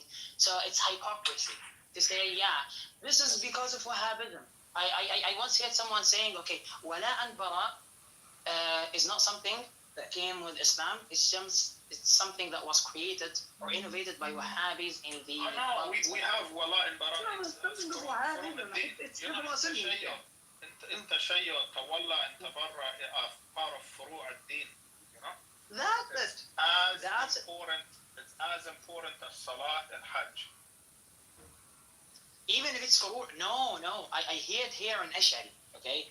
He's والعياذ بالله استغفر الله العظيم. He's someone who graduated from Al-Azhar. He graduated from Al-Azhar, and he said there is nothing in Islam, whether in usul or furu', whether in foundations or branches, okay, that's called wala and bara. You have verses. We have verses. تتبرع. يتولهم منكم. يعني how come he said that this I mean even the shahadatain is based on wala and bara. Yeah, it's the I don't have a problem if someone said this is a Sunni view, this is a mainstream view, and it was wrong, and Quran or Hadith or even the rational evidence goes against them. It's okay if he said this, but this just shows cowardness. Saying yes, it's not about us. We are very good Muslims. We are not like the Wahhabis who innovated this principle. It's not about the Wahhabis, Habibi. It's not about the Wahhabis. You are just being inconsistent and coward. You don't want to face the thing. And you have to admit it. Just say, okay, this is the reality. And khalas. That's what we said. But people are not truth seekers. But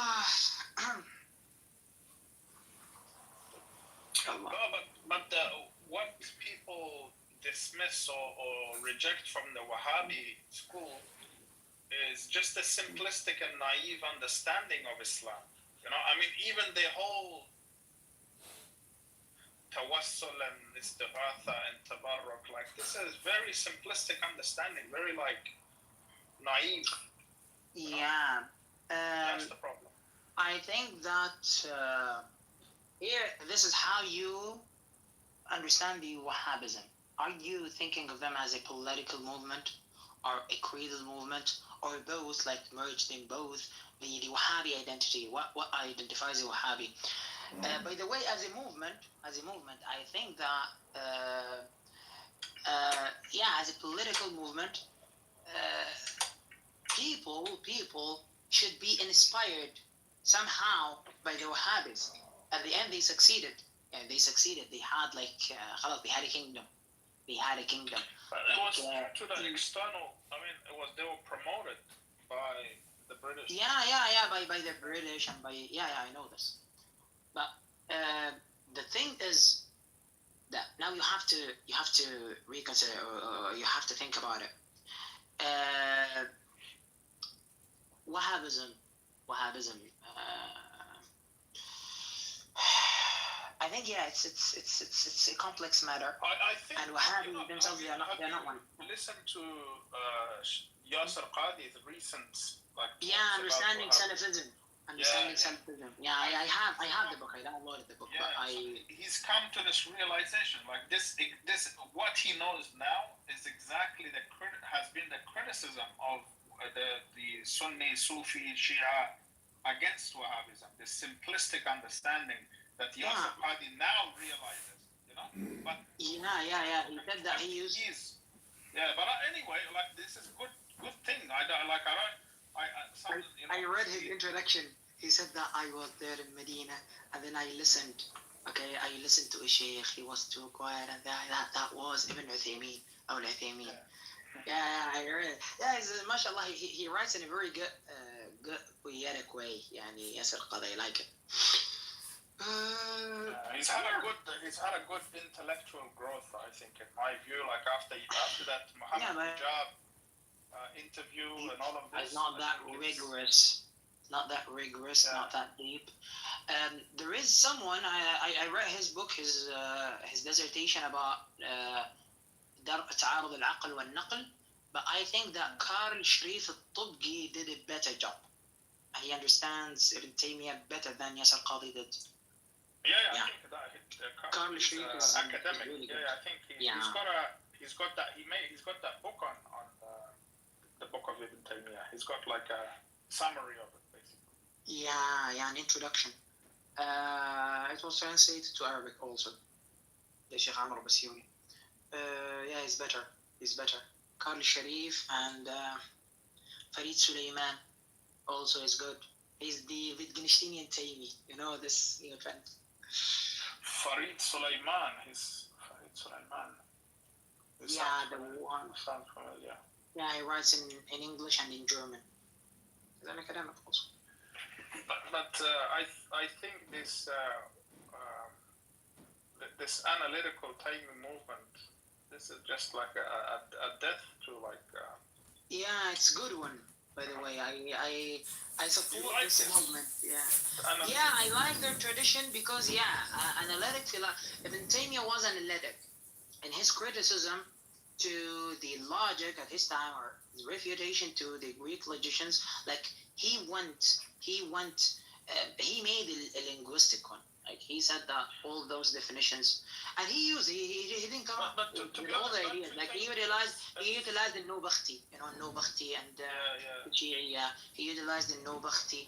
So even Fakhruddin al-Razi, like his criticism, to the idea, al-Razi said that a singular word, or the word in solitary, is like the voice of Na'iq al-Ghurab. One time al-Razi mentioned this phrase.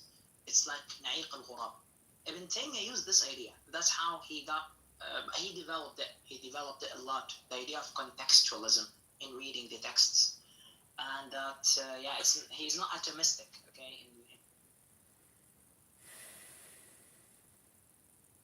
They were of different taxes. I'd rather prefer those taxes than other bullshit like they did. Over on the other side of the building, get shot. Wheeled it in and brought it up to like the front of the room, and they like turned. At the moment, or what's been going on in London? Why do we have someone like Sadiq Khan? And then you still fucking there, and you still fucking. Do you understand the history of this country? Do you know what it stands for? And how much?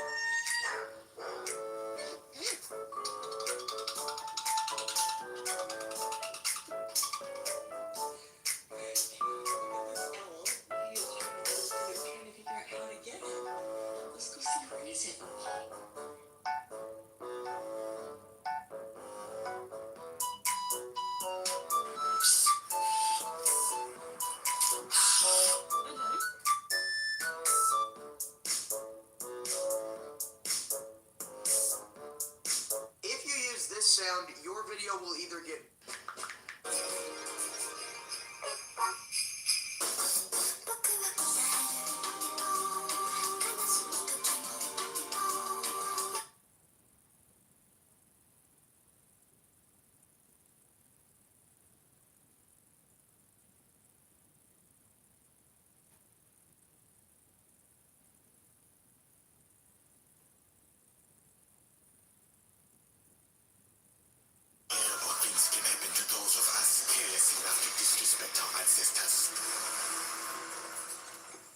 settle for less. Enjoy a worry-free holiday with Rayovac. Get more savings and power more. Always keep your balance. What does it mean that hope is as hollow as fear? Hope and fear are both phantoms that arise from thinking of the self. When we don't see the self as self, what do we have to fear? See the world as yourself. Have faith in the way things are. Love the world as yourself. Then you can care for all things. 14. Look, and it can't be seen. Listen, and it can't be heard. Reach, and it can't be grasped. Above, it isn't bright.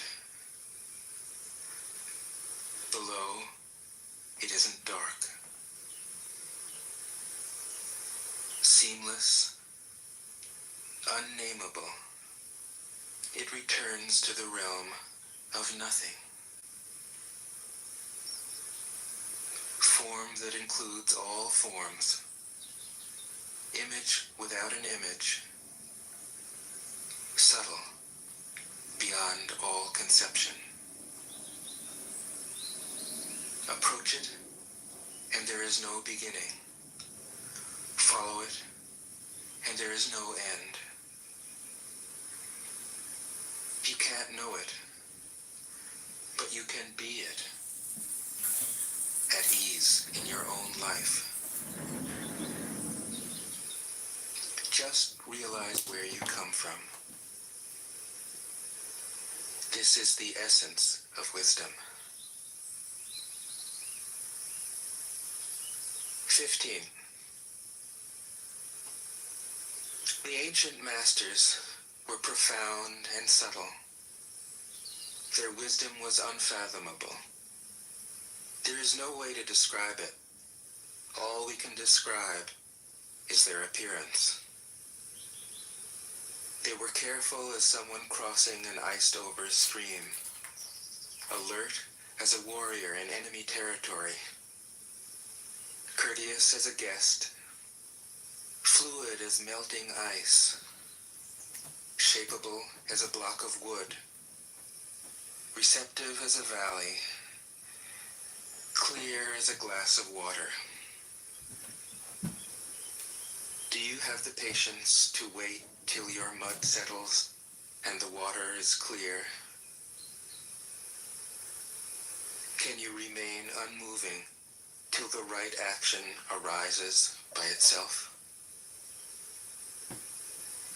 The master doesn't seek fulfillment. Not seeking, not expecting. She is present and can welcome all things. 16. Empty your mind of all thoughts. Let your heart be at peace. Watch the turmoil of beings, but contemplate their return. Each separate being in the universe returns to the common source. Returning to the source is serenity. If you don't realize the source, you stumble in confusion and sorrow. When you realize where you come from, you naturally become tolerant, disinterested, amused, kind-hearted as a grandmother, dignified as a king. Immersed in the wonder of the Tao, you can deal with whatever life brings you. And when death comes, you are ready. 17. When the master governs, the people are hardly aware that he exists. Next best is a leader who is loved. Next, one who is feared. The worst is one who is despised. If you don't trust the people, you make them untrustworthy. The master doesn't talk, he acts. When his work is done, amazing. We did it, all by ourselves. 18. When the great Tao is forgotten, goodness and piety appear. When the body's intelligence declines, cleverness and knowledge step forth. When there is no peace in the family, filial piety begins. When the country falls into chaos, patriotism is born. 19.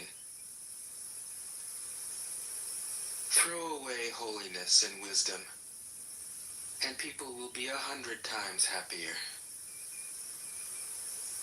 Throw away morality and justice, and people will do the right thing.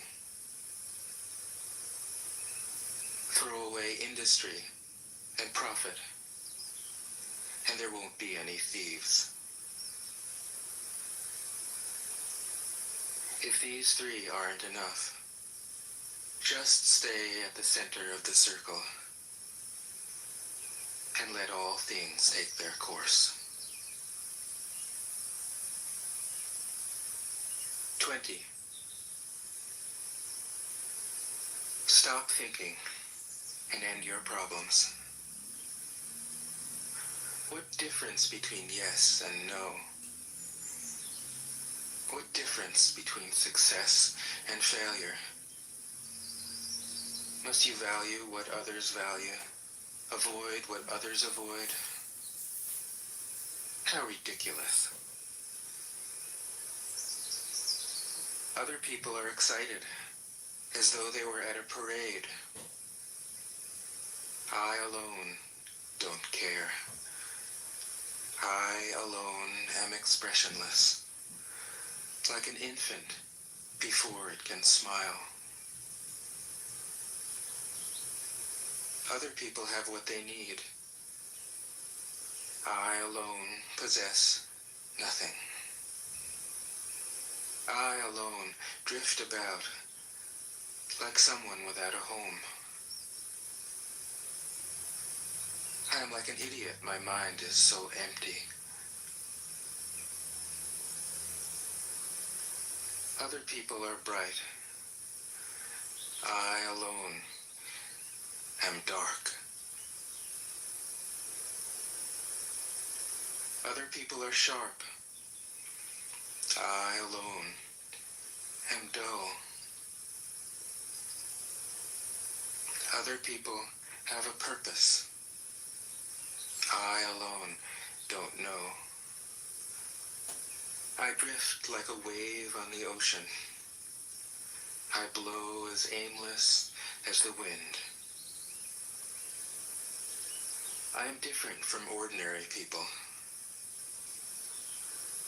I drink from the Great Mother's breasts. 21. The Master keeps her mind always at one with the Tao. That is what gives her her radiance. The Tao is ungraspable. How can her mind be at one with it? because she doesn't cling to ideas. The Tao is dark and unfathomable. How can it make her radiant? Because she lets it. Since before time and space were, the Tao is. It is beyond is and is not. How do I know this is true? I look inside myself and see.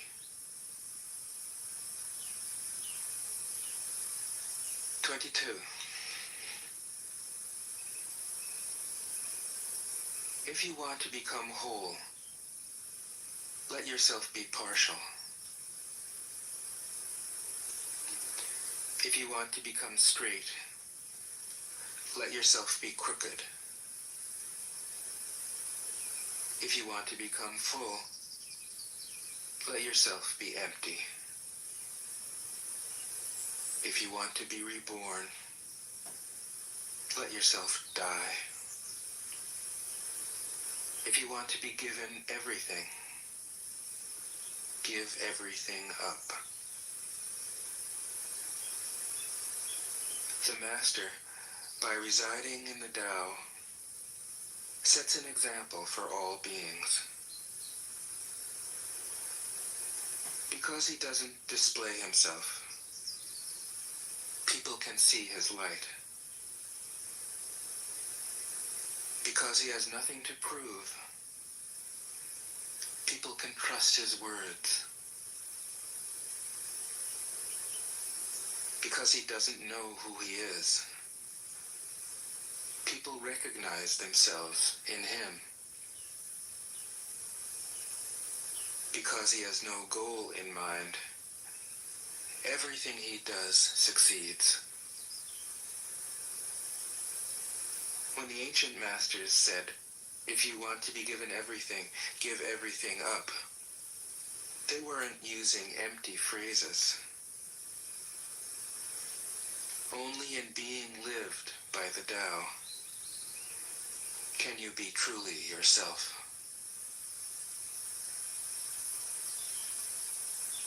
23. Express yourself completely, then keep quiet. Be like the forces of nature. When it blows, there is only wind. When it rains, there is only rain. When the clouds pass, the sun shines through. If you open yourself to the Tao, you are at one with the Tao, and you can embody it completely. If you open yourself to insight, you are at one with insight, and you can use it completely. If you open yourself to loss, you are at one with loss, and you can accept it completely. Open yourself to the Tao, then trust your natural responses, and everything will fall into place. 24. He who stands on tiptoe doesn't stand firm. He who rushes ahead doesn't go far. He who tries to shine dims his own light. He who defines himself can't know who he really is. He who has power over others can't empower himself. He who clings to his work will create nothing that endures. If you want to accord with the Tao, Just do your job, then let go. 25. There was something formless and perfect before the universe was born.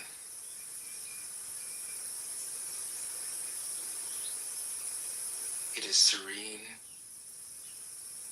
empty, solitary, unchanging, infinite, eternally present. It is the mother of the universe.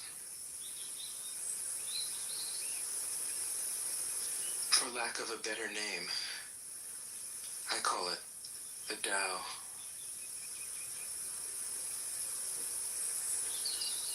It flows through all things, inside and outside, and returns to the origin of all things. The Tao is great. The universe is great. Earth is great. Man is great. These are the four great powers. Man follows the earth. Earth follows the universe. The universe follows the Tao. The Tao follows only itself. 26. The heavy is the root of the light. The unmoved is the source of all movement. Thus the master travels all day without leaving home. However splendid the views, she stays serenely in herself.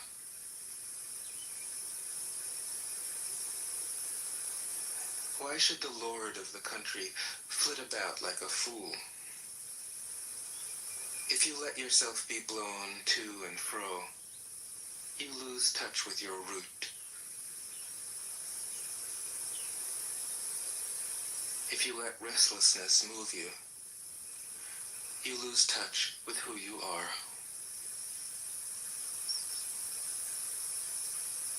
"27. A good traveler has no fixed plans and is not intent upon arriving. A good artist lets his intuition lead him wherever it wants. A good scientist has freed himself of concepts and keeps his mind open to what is. Thus the master is available to all people and doesn't reject anyone. He is ready to use all situations and doesn't waste anything.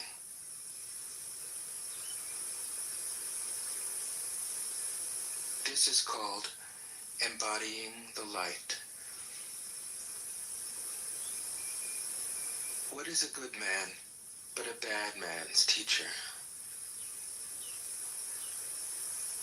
What is a bad man but a good man's job? If you don't understand this, you will get lost, however intelligent you are. It is the great secret.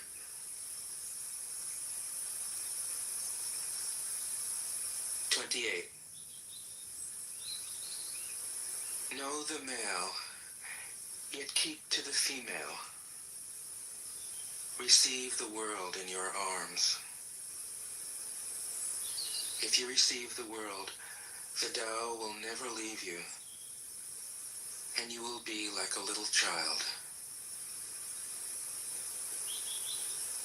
Know the white, yet keep to the black. Be a pattern for the world.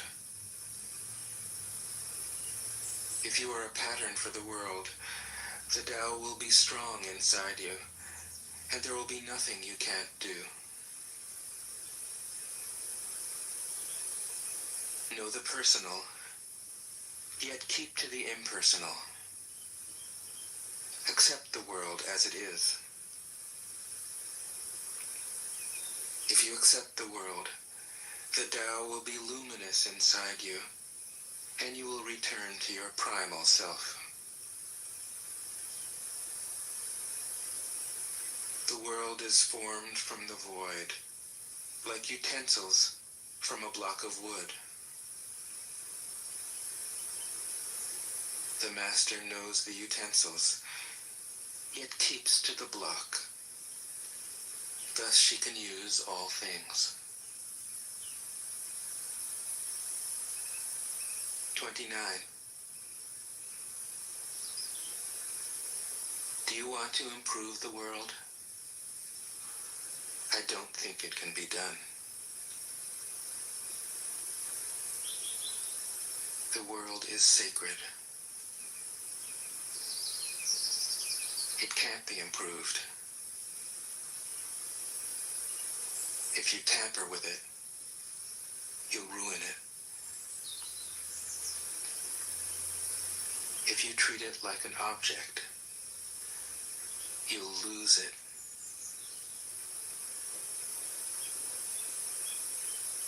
There is a time for being ahead, a time for being behind, a time for being in motion, a time for being at rest, a time for being vigorous, a time for being exhausted, a time for being safe, a time for being in danger. The master sees things as they are, without trying to control them. She lets them go their own way, and resides at the center of the circle. 30. Whoever relies on the Tao in governing men doesn't try to force issues or defeat enemies by force of arms. For every force, there is a counterforce. Violence, even well-intentioned, always rebounds upon oneself. The master does his job and then stops. He understands that the universe is forever out of control, and that trying to dominate events goes against the current of the Tao. Because he believes in himself, he doesn't try to convince others. Because he is content with himself, he doesn't need others' approval. Because he accepts himself, the whole world accepts him. 31. Weapons are the tools of violence. All decent men detest them. Weapons are the tools of fear. A decent man will avoid them, except in the direst necessity, and if compelled, will use them only with the utmost restraint. Peace is his highest value. If the peace has been shattered, how can he be content? His enemies are not demons, but human beings like himself. He doesn't wish them personal harm. Nor does he rejoice in victory. How could he rejoice in victory and delight in the slaughter of men? He enters a battle gravely, with sorrow, and with great compassion, as if he were attending a funeral. 32.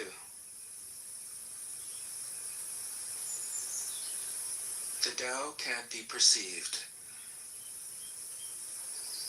Smaller than an electron, it contains uncountable galaxies. If powerful men and women could remain centered in the Tao, all things would be in harmony. The world would become a paradise. All people would be at peace, and the law would be written in their hearts. When you have names and forms, know that they are provisional. When you have institutions, know where their functions should end. Knowing when to stop, you can avoid any danger.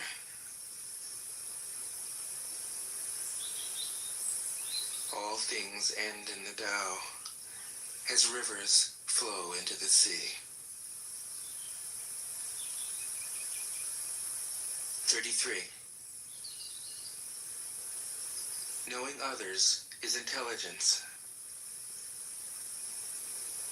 Knowing yourself is true wisdom. Mastering others is strength. Mastering yourself is true power. If you realize that you have enough, you are truly rich. If you stay in the center and embrace death with your whole heart, you will endure forever.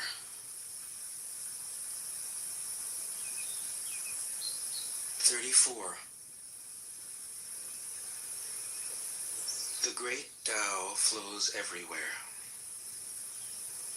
All things are born from it, yet it doesn't create them. It pours itself into its work, yet it makes no claim. It nourishes infinite worlds, yet it doesn't hold on to them. Since it is merged with all things and hidden in their hearts, it can be called humble. Since all things vanish into it, and it alone endures, it can be called great. It isn't aware of its greatness. Thus, it is truly great.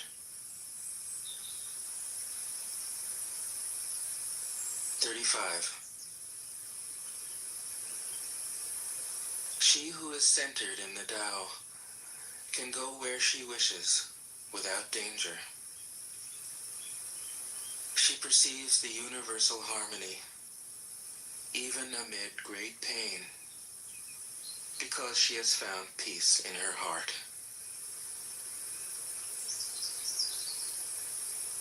Music or the smell of good cooking may make people stop and enjoy, but words that point to the Tao seem monotonous and without flavor. When you look for it, there is nothing to see. When you listen for it, there is nothing to hear. When you use it, it is inexhaustible. 36. If you want to shrink something, you must first allow it to expand. If you want to get rid of something, you must first allow it to flourish. If you want to take something, you must first allow it to be given. This is called the subtle perception of the way things are. The soft overcomes the hard. The slow overcomes the fast.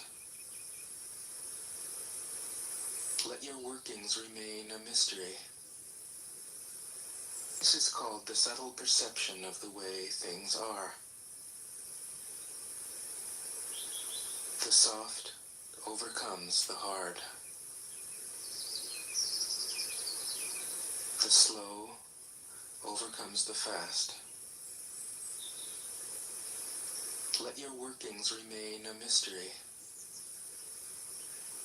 Just show people the results.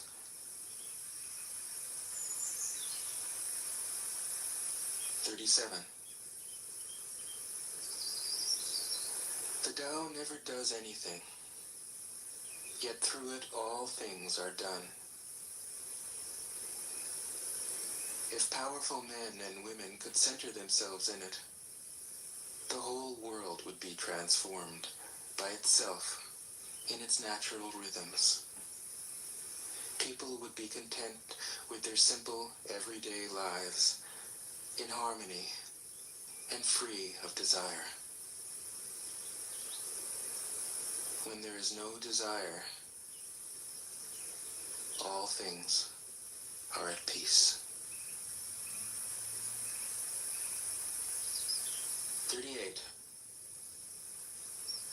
The Master doesn't try to be powerful. Thus, he is truly powerful. The ordinary man keeps reaching for power. Thus, he never has enough. The Master does nothing, yet he leaves nothing undone. The ordinary man is always doing things, yet many more are left to be done. The kind man does something, yet something remains undone. The just man does something, and leaves many things to be done. The moral man does something, and when no one responds, he rolls up his sleeves and uses force. When the Tao is lost, there is goodness. When goodness is lost, there is morality. When morality is lost, there is ritual. Ritual is the husk of true faith, the beginning of chaos. Therefore, the Master concerns himself with the depths and not the surface, with the fruit and not the flower. He has no will of his own. He dwells in reality and lets all illusions go.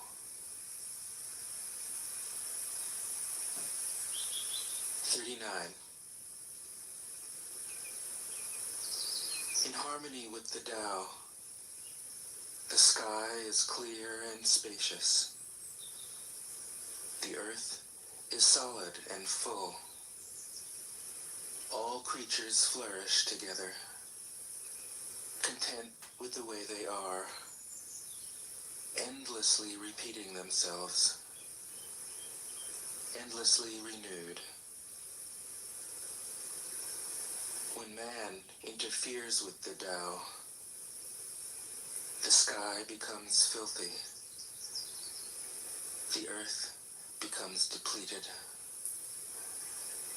the equilibrium crumbles, creatures become extinct.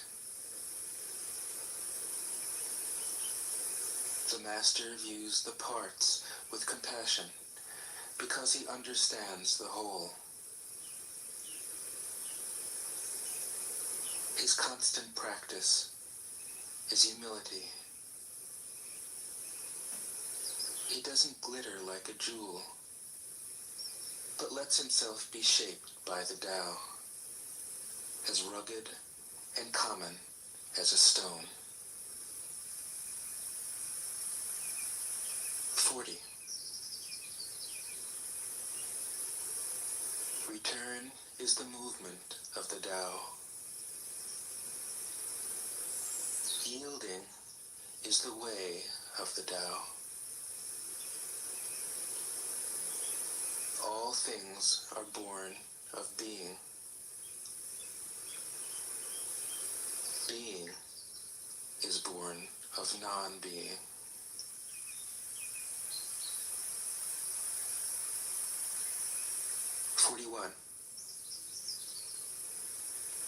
When a superior man hears of the Tao, he immediately begins to embody it.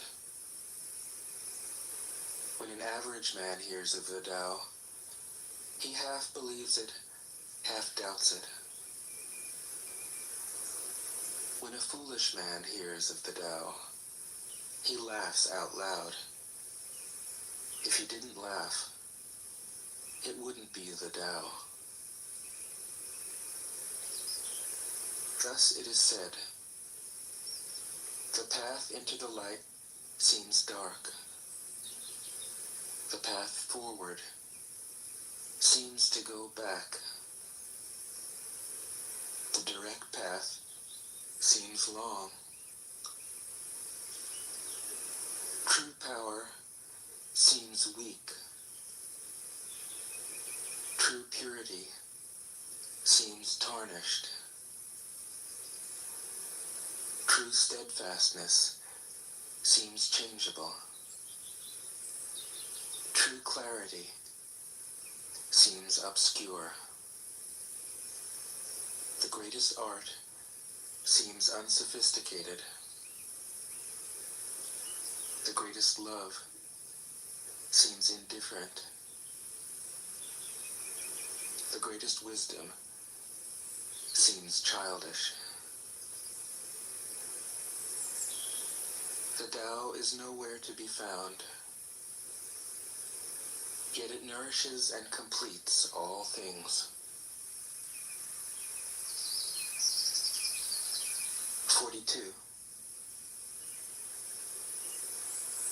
The Tao gives birth to one. One gives birth to two. Two gives birth to three. Three gives birth to all things. All things have their backs to the female and stand facing the male. When male and female combine, all things achieve harmony. Ordinary men hate solitude, but the Master makes use of it, embracing his aloneness, realizing he is one with the whole universe. 43. The gentlest thing in the world overcomes the hardest thing in the world. That which has no substance enters where there is no space. This shows the value of non-action. Teaching without words, performing without actions. That is the Master's way. 44. Fame or integrity? Which is more important? Money or happiness? Which is more valuable? Success or failure? Which is more destructive? If you look to others for fulfillment, you will never truly be fulfilled. If your happiness depends on money, you will never be happy with yourself. Be content with what you have. Rejoice in the way things are. When you realize there is nothing lacking, the whole world belongs to you. 45. True perfection seems imperfect, yet it is perfectly itself. True fullness seems empty, yet it is fully present. True straightness seems crooked. True wisdom seems foolish. True art seems artless. The Master allows things to happen. She shapes events as they come. She steps out of the way and lets the Tao speak for itself. 46. When a country is in harmony with the Tao, the factories make trucks and tractors. When a country goes counter to the Tao, warheads are stockpiled outside the cities. There is no greater illusion than fear, no greater wrong than preparing to defend yourself, no greater misfortune than having an enemy. Whoever can see through all fear will always be safe.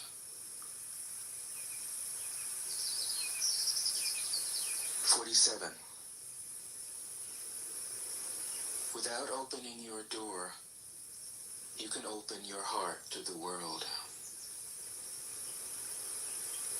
Without looking out your window, you can see the essence of the Tao. The more you know, the less you understand. The Master arrives without leaving, sees the light without looking, achieves without doing a thing.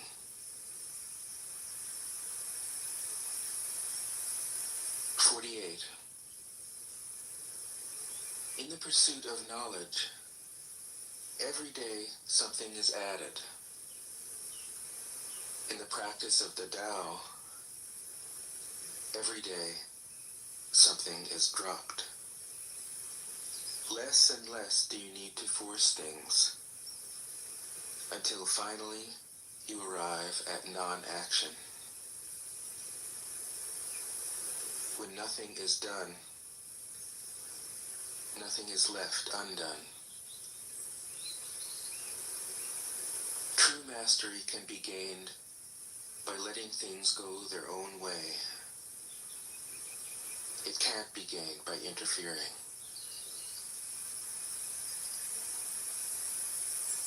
49. The Master has no mind of her own. She works with the mind of the people. She is good to people who are good. She's also good to people who aren't good. This is true goodness. She trusts people who are trustworthy. She also trusts people who aren't trustworthy. This is true trust.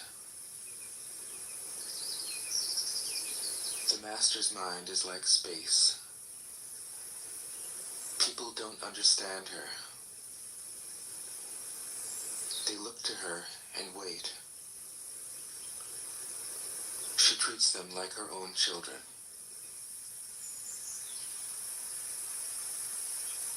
50. The master gives himself up to whatever the moment brings. He knows that he is going to die, and he has nothing left to hold on to. No illusions in his mind, no resistances in his body. He doesn't think about his actions. They flow from the core of his being. He holds nothing back from life. Therefore, he is ready for death, as a man is ready for sleep after a good day's work. 51. Every being in the universe is an expression of the Tao. It springs into existence, unconscious, perfect, free, takes on a physical body, lets circumstances complete it. That is why every being spontaneously honors the Tao. The Tao gives birth to all beings, nourishes them, maintains them, cares for them, comforts them, protects them, takes them back to itself, creating without possessing, acting without expecting, guiding without interfering. That is why love of the Tao is in the very nature of things.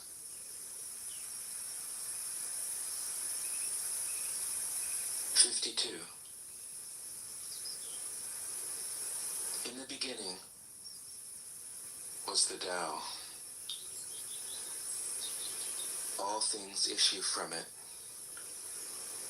All things return to it. To find the origin, trace back the manifestations.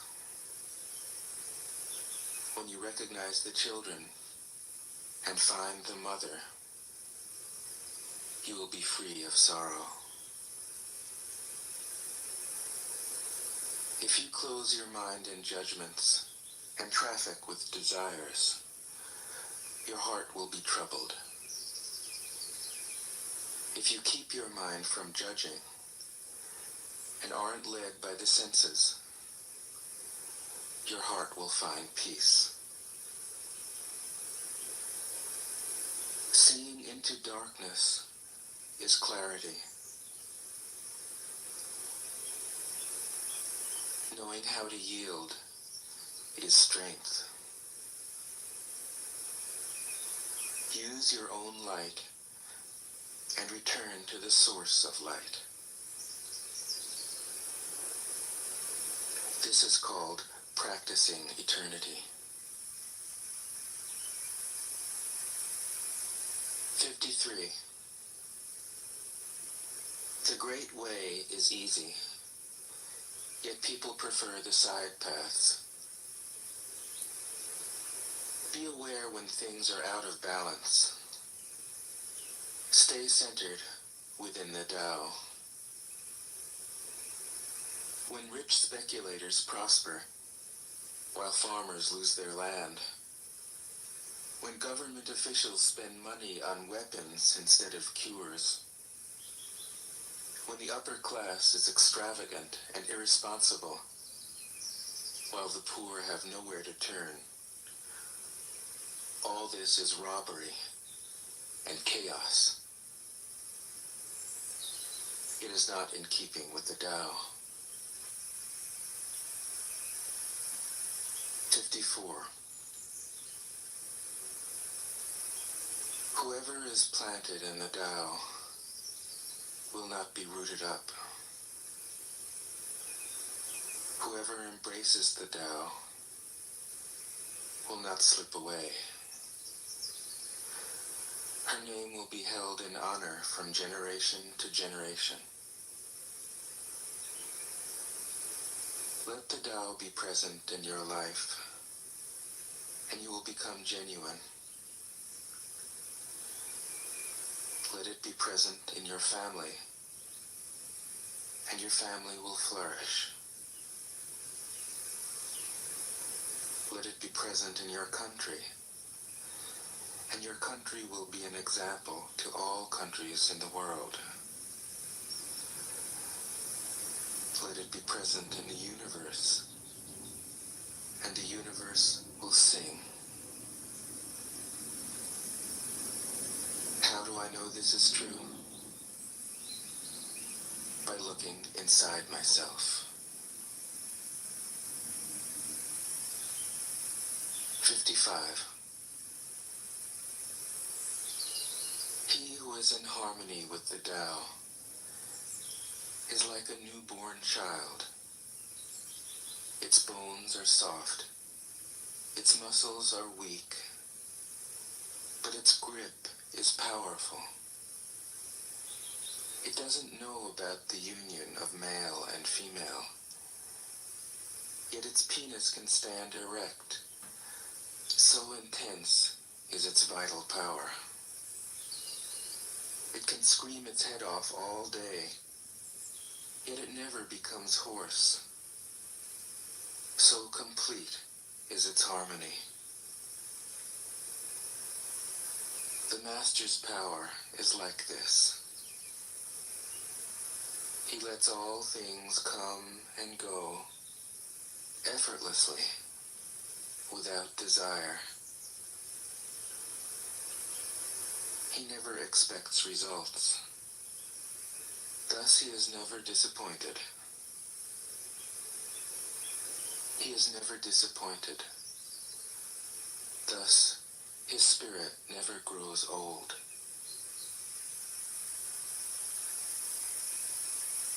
56. Those who know don't talk. Those who talk don't know. Close your mouth. Block off your senses. Blunt your sharpness. Untie your knots. Soften your glare. Settle your dust. This is the primal identity. Be like the Tao. It can't be approached or withdrawn from, benefited or harmed, honored or brought into disgrace. It gives itself up continually. That is why it endures. 57. If you want to be a great leader, you must learn to follow the Tao. Stop trying to control. Let go of fixed plans and concepts, and the world will govern itself.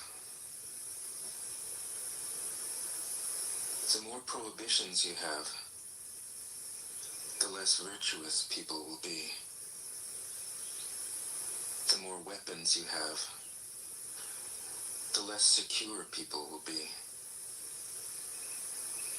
The more subsidies you have, the less self-reliant people will be. Therefore, the Master says, I let go of the law, and people become honest. I let go of economics, and people become prosperous. I let go of religion,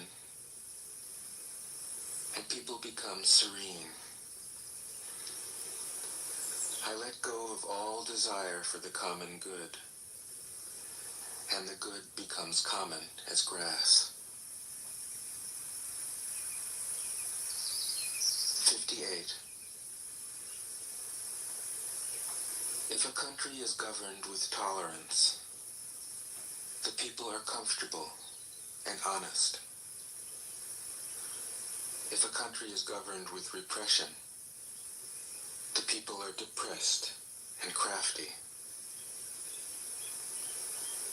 When the will to power is in charge, the higher the ideals, the lower the results.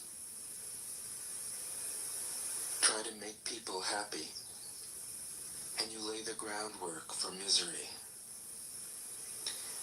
Try to make people moral, and you lay the groundwork for vice.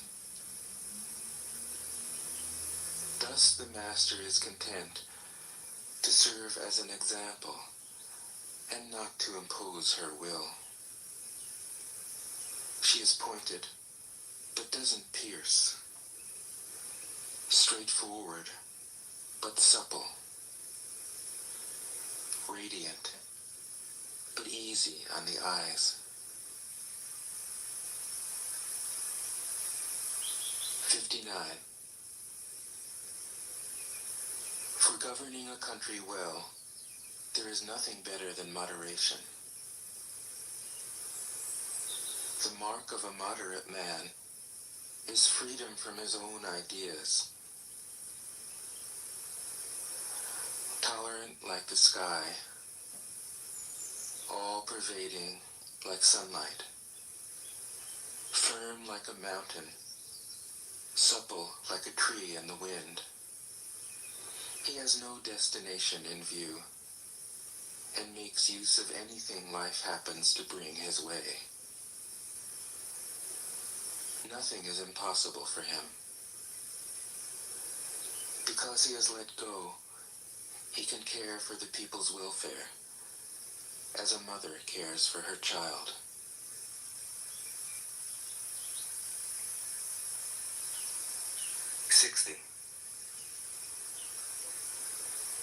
Governing a large country is like frying a small fish. You spoil it with too much poking.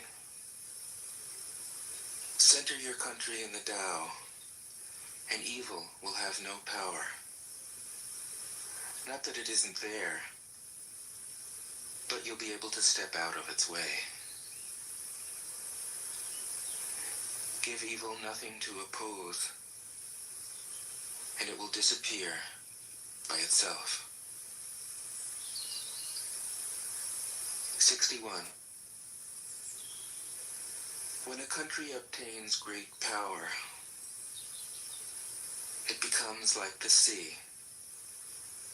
All streams run downward into it. The more powerful it grows, the greater the need for humility. Humility means trusting the Tao, thus never needing to be defensive. A great nation is like a great man. When he makes a mistake, he realizes it. Having realized it, he admits it. Having admitted it, he corrects it. He considers those who point out his faults as his most benevolent teachers. He thinks of his enemy as the shadow that he himself casts. If a nation is centered in the Tao, if it nourishes its own people and doesn't meddle in the affairs of others, it will be a light to all nations in the world. 62. The Tao is the center of the universe, the good man's treasure, the bad man's refuge. Honors can be bought with fine words. Respect can be won with good deeds. But the Tao is beyond all value, and no one can achieve it. Thus, when a new leader is chosen, don't offer to help him with your wealth or your expertise. Offer instead to teach him about the Tao. Why did the ancient masters esteem the Tao? Because being one with the Tao, when you seek, you find.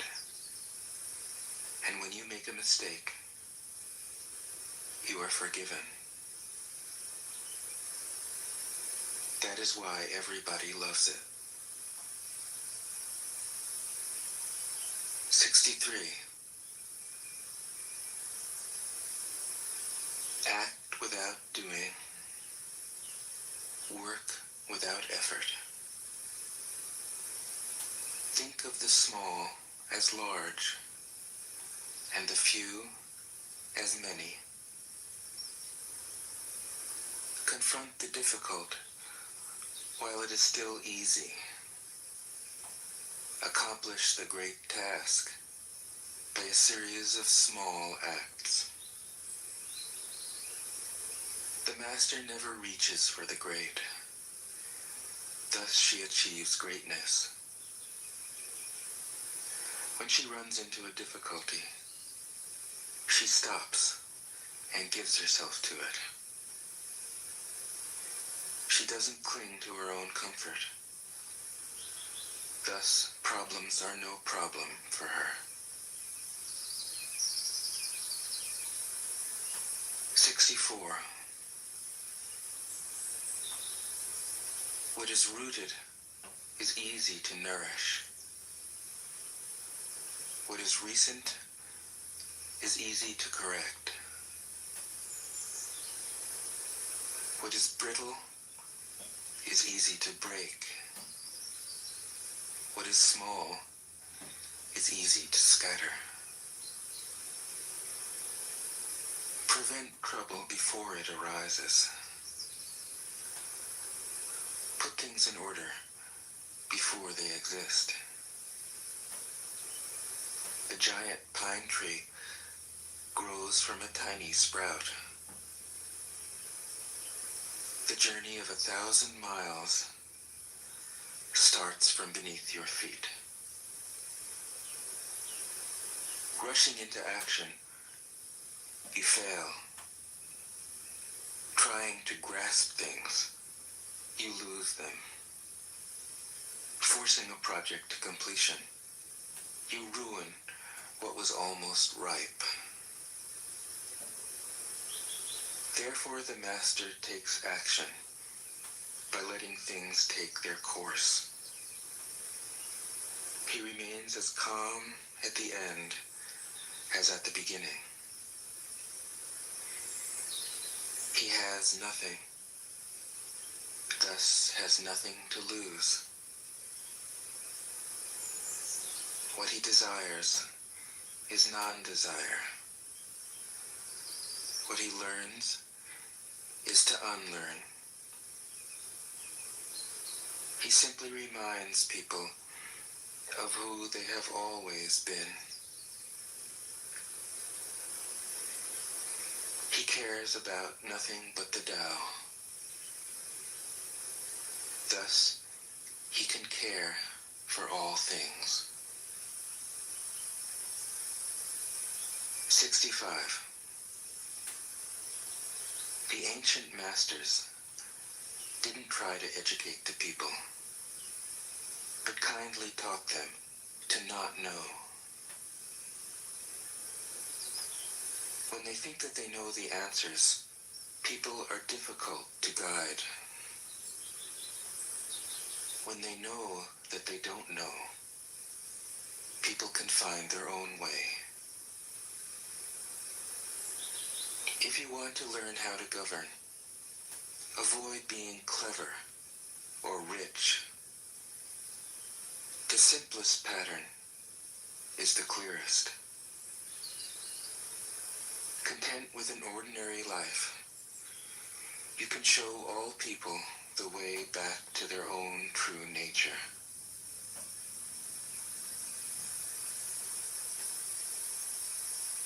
"66. All streams flow to the sea because it is lower than they are. Humility gives it its power.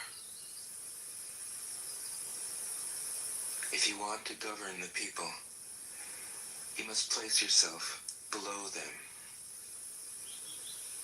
If you want to lead the people, you must learn how to follow them.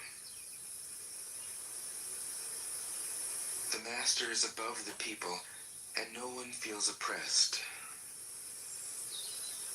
She goes ahead of the people, and no one feels manipulated. The whole world is grateful to her because she competes with no one. No one can compete with her." 67.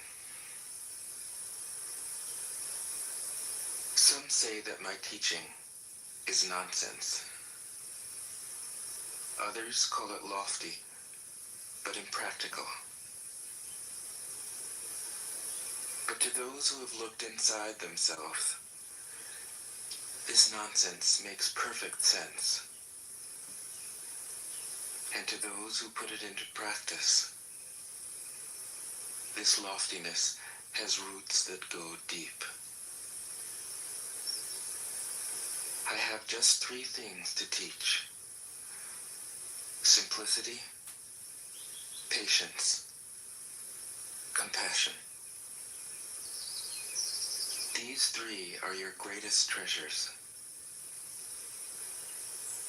Simple in actions and in thoughts, you return to the source of being. Patient with both friends and enemies, you accord with the way things are. Compassionate toward yourself, you reconcile all beings in the world. 68. The best athlete wants his opponent at his best. The best general enters the mind of his enemy. The best businessman serves the communal good. The best leader follows the will of the people. All of them embody the virtue of non-competition. Not that they don't love to compete, but they do it in the spirit of play. In this, they are like children, and in harmony with the Tao. 69. The generals have a saying: rather than make the first move, it is better to wait and see. Rather than advance an inch, it is better to retreat a yard. This is called going forward without advancing, pushing back without using weapons. There is no greater misfortune than underestimating your enemy. Underestimating your enemy means thinking that he is evil. Thus, you destroy your 3 treasures and become an enemy yourself. When two great forces oppose each other, the victory will go to the one that knows how to yield. 70. My teachings are easy to understand and easy to put into practice. Yet your intellect will never grasp them, and if you try to practice them, you'll fail. My teachings are older than the world. How can you grasp their meaning? If you want to know me, look inside your heart. 71. Not knowing is true knowledge. Presuming to know is a disease. First realize that you are sick. Then you can move toward health. The Master is her own physician. She has healed herself of all knowing. Thus, she is truly whole. 72. When they lose their sense of awe, people turn to religion. When they no longer trust themselves, they begin to depend upon authority. Therefore, the Master steps back so that people won't be confused. He teaches without a teaching so that people will have nothing to learn. 73. The Tao is always at ease. It overcomes without competing, answers without speaking a word, arrives without being summoned, accomplishes without a plan. Its net covers the whole universe, and though its meshes are wide, it doesn't let a thing slip through.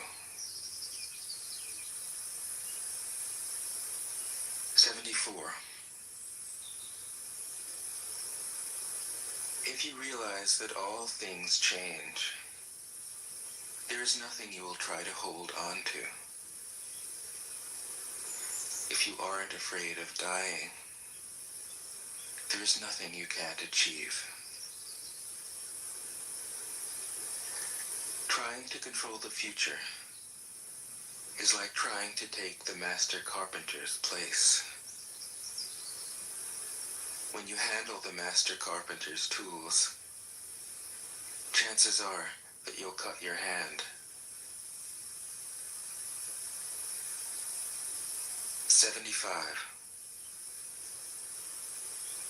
When taxes are too high, people go hungry. When the government is too intrusive, people lose their spirit. Act for the people's benefit. Trust them. Leave them alone. 76. Men are born soft and supple. Dead, they are stiff and hard. Plants are born tender and pliant. Dead, they are brittle and dry. Thus, whoever is stiff and inflexible is a disciple of death. Whoever is soft and yielding is a disciple of life. The hard and stiff will be broken.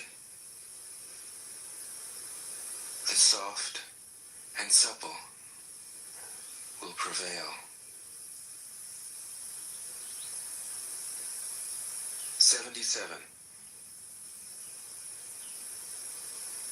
As it acts in the world, the Tao is like the bending of a bow. The top is bent downward. The bottom is bent up. It adjusts excess and deficiency so that there is perfect balance. It takes from what is too much and gives to what isn't enough. Those who try to control, who use force to protect their power, go against the direction of the Tao. They take from those who don't have enough and give to those who have far too much. The master can keep giving because there is no end to her wealth. She acts without expectation, succeeds without taking credit, and doesn't think that she is better than anyone else. 78. Nothing in the world is as soft and yielding as water. Yet for dissolving the hard and inflexible, nothing can surpass it. The soft overcomes the hard. The gentle overcomes the rigid. Everyone knows this is true, but few can put it into practice. Therefore, the master remains serene in the midst of sorrow. Evil cannot enter his heart, because he has given up helping. He is people's greatest help. True words seem paradoxical. 79. Failure is an opportunity. If you blame someone else, there is no end to the blame. Therefore, the master fulfills her own obligations and corrects her own mistakes. She does what she needs to do and demands nothing of others. 80. If a country is governed wisely, its inhabitants will be content. They enjoy the labor of their hands and don't waste time inventing labor-saving machines. Since they dearly love their homes, they aren't interested in travel. There may be a few wagons and boats, but these don't go anywhere. There may be an arsenal of weapons, but nobody ever uses them. People enjoy their food, take pleasure in being with their families, spend weekends working in their gardens, delight in the doings of the neighborhood. And even though the next country is so close that people can hear its roosters crowing and its dogs barking, they are content to die of old age without ever having gone to see it. 81. True words aren't eloquent. Eloquent words aren't true. Wise men don't need to prove their point. Men who need to prove their point aren't wise. The master has no possessions. The more he does for others, the happier he is.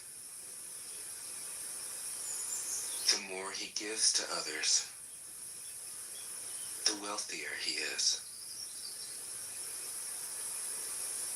The Tao nourishes by not forcing, by not dominating. The master leads.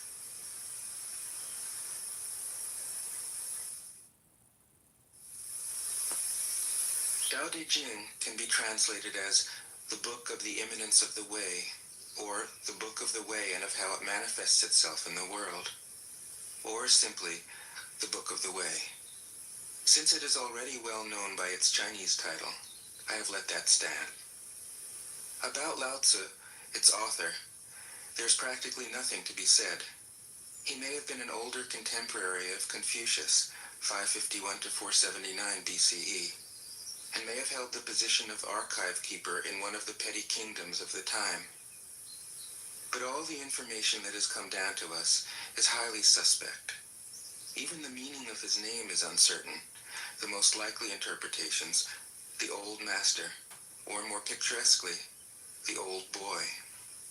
Like an Iroquois woodsman, he left no traces.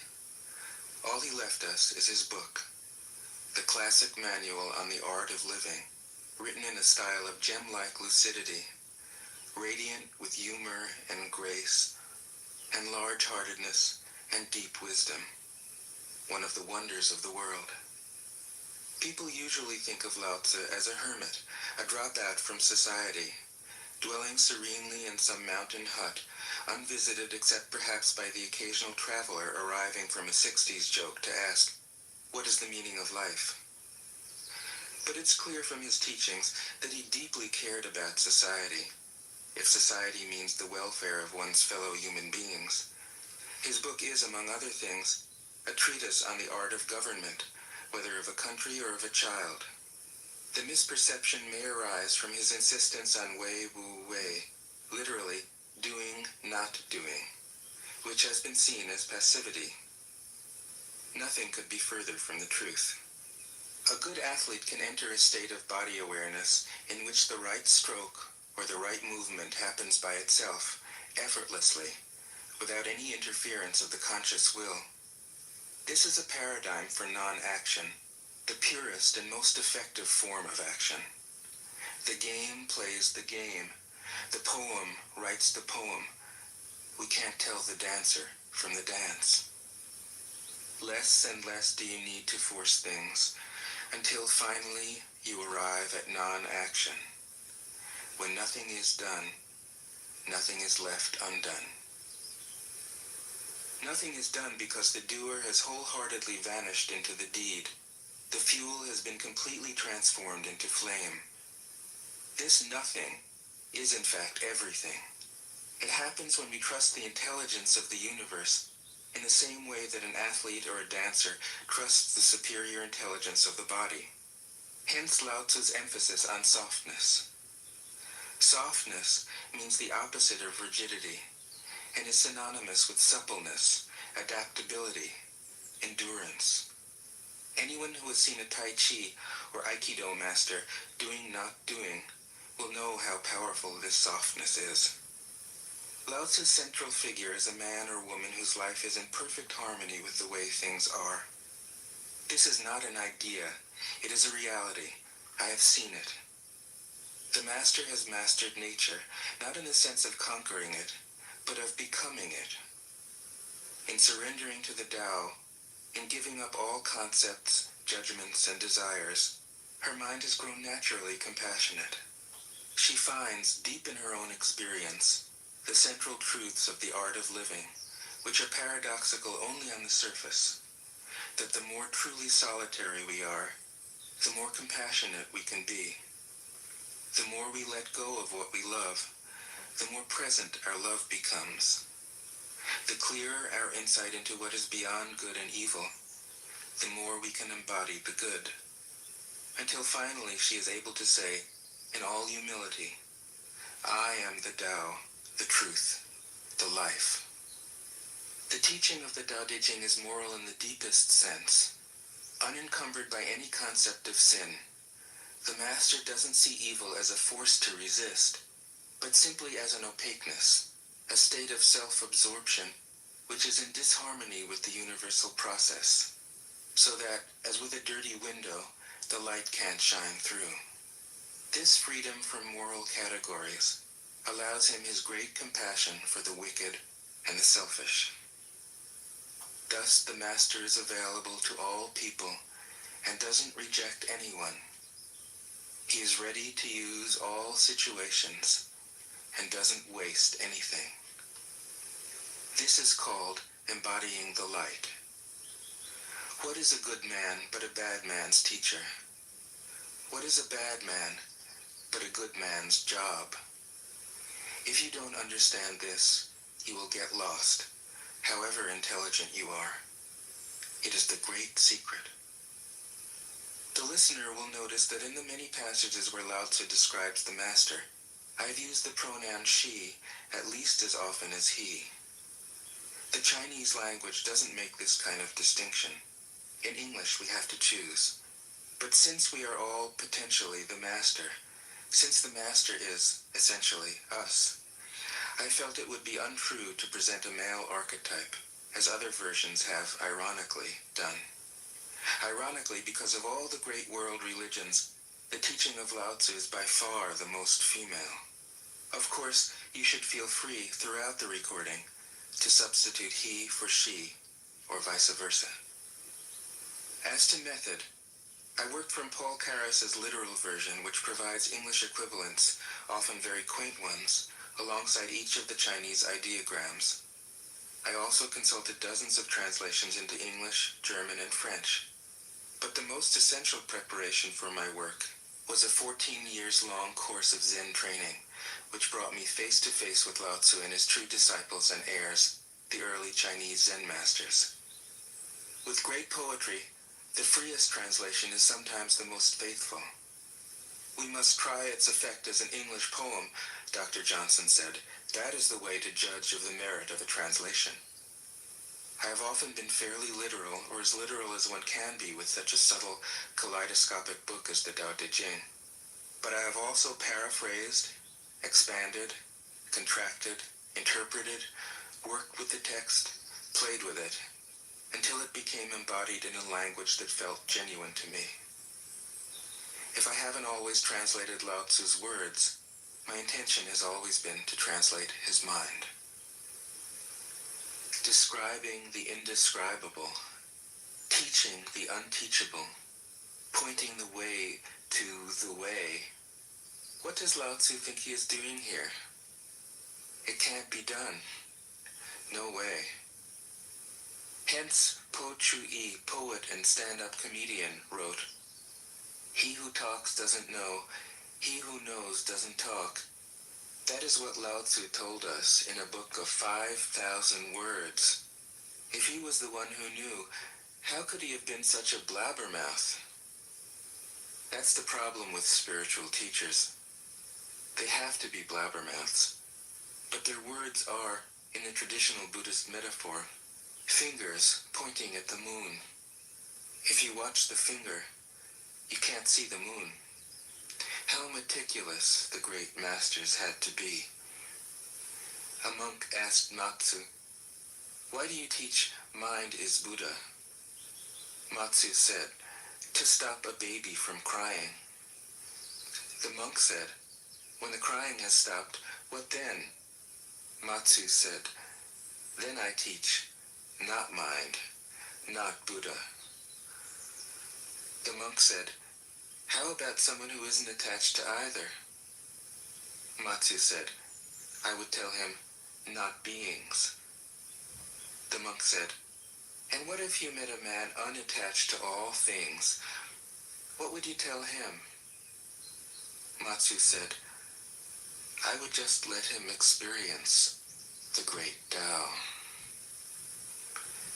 In fact, The truth is right before our eyes, right under our noses.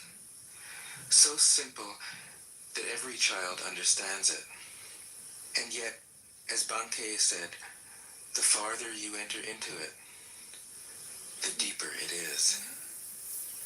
Where is the way to the way? What a question.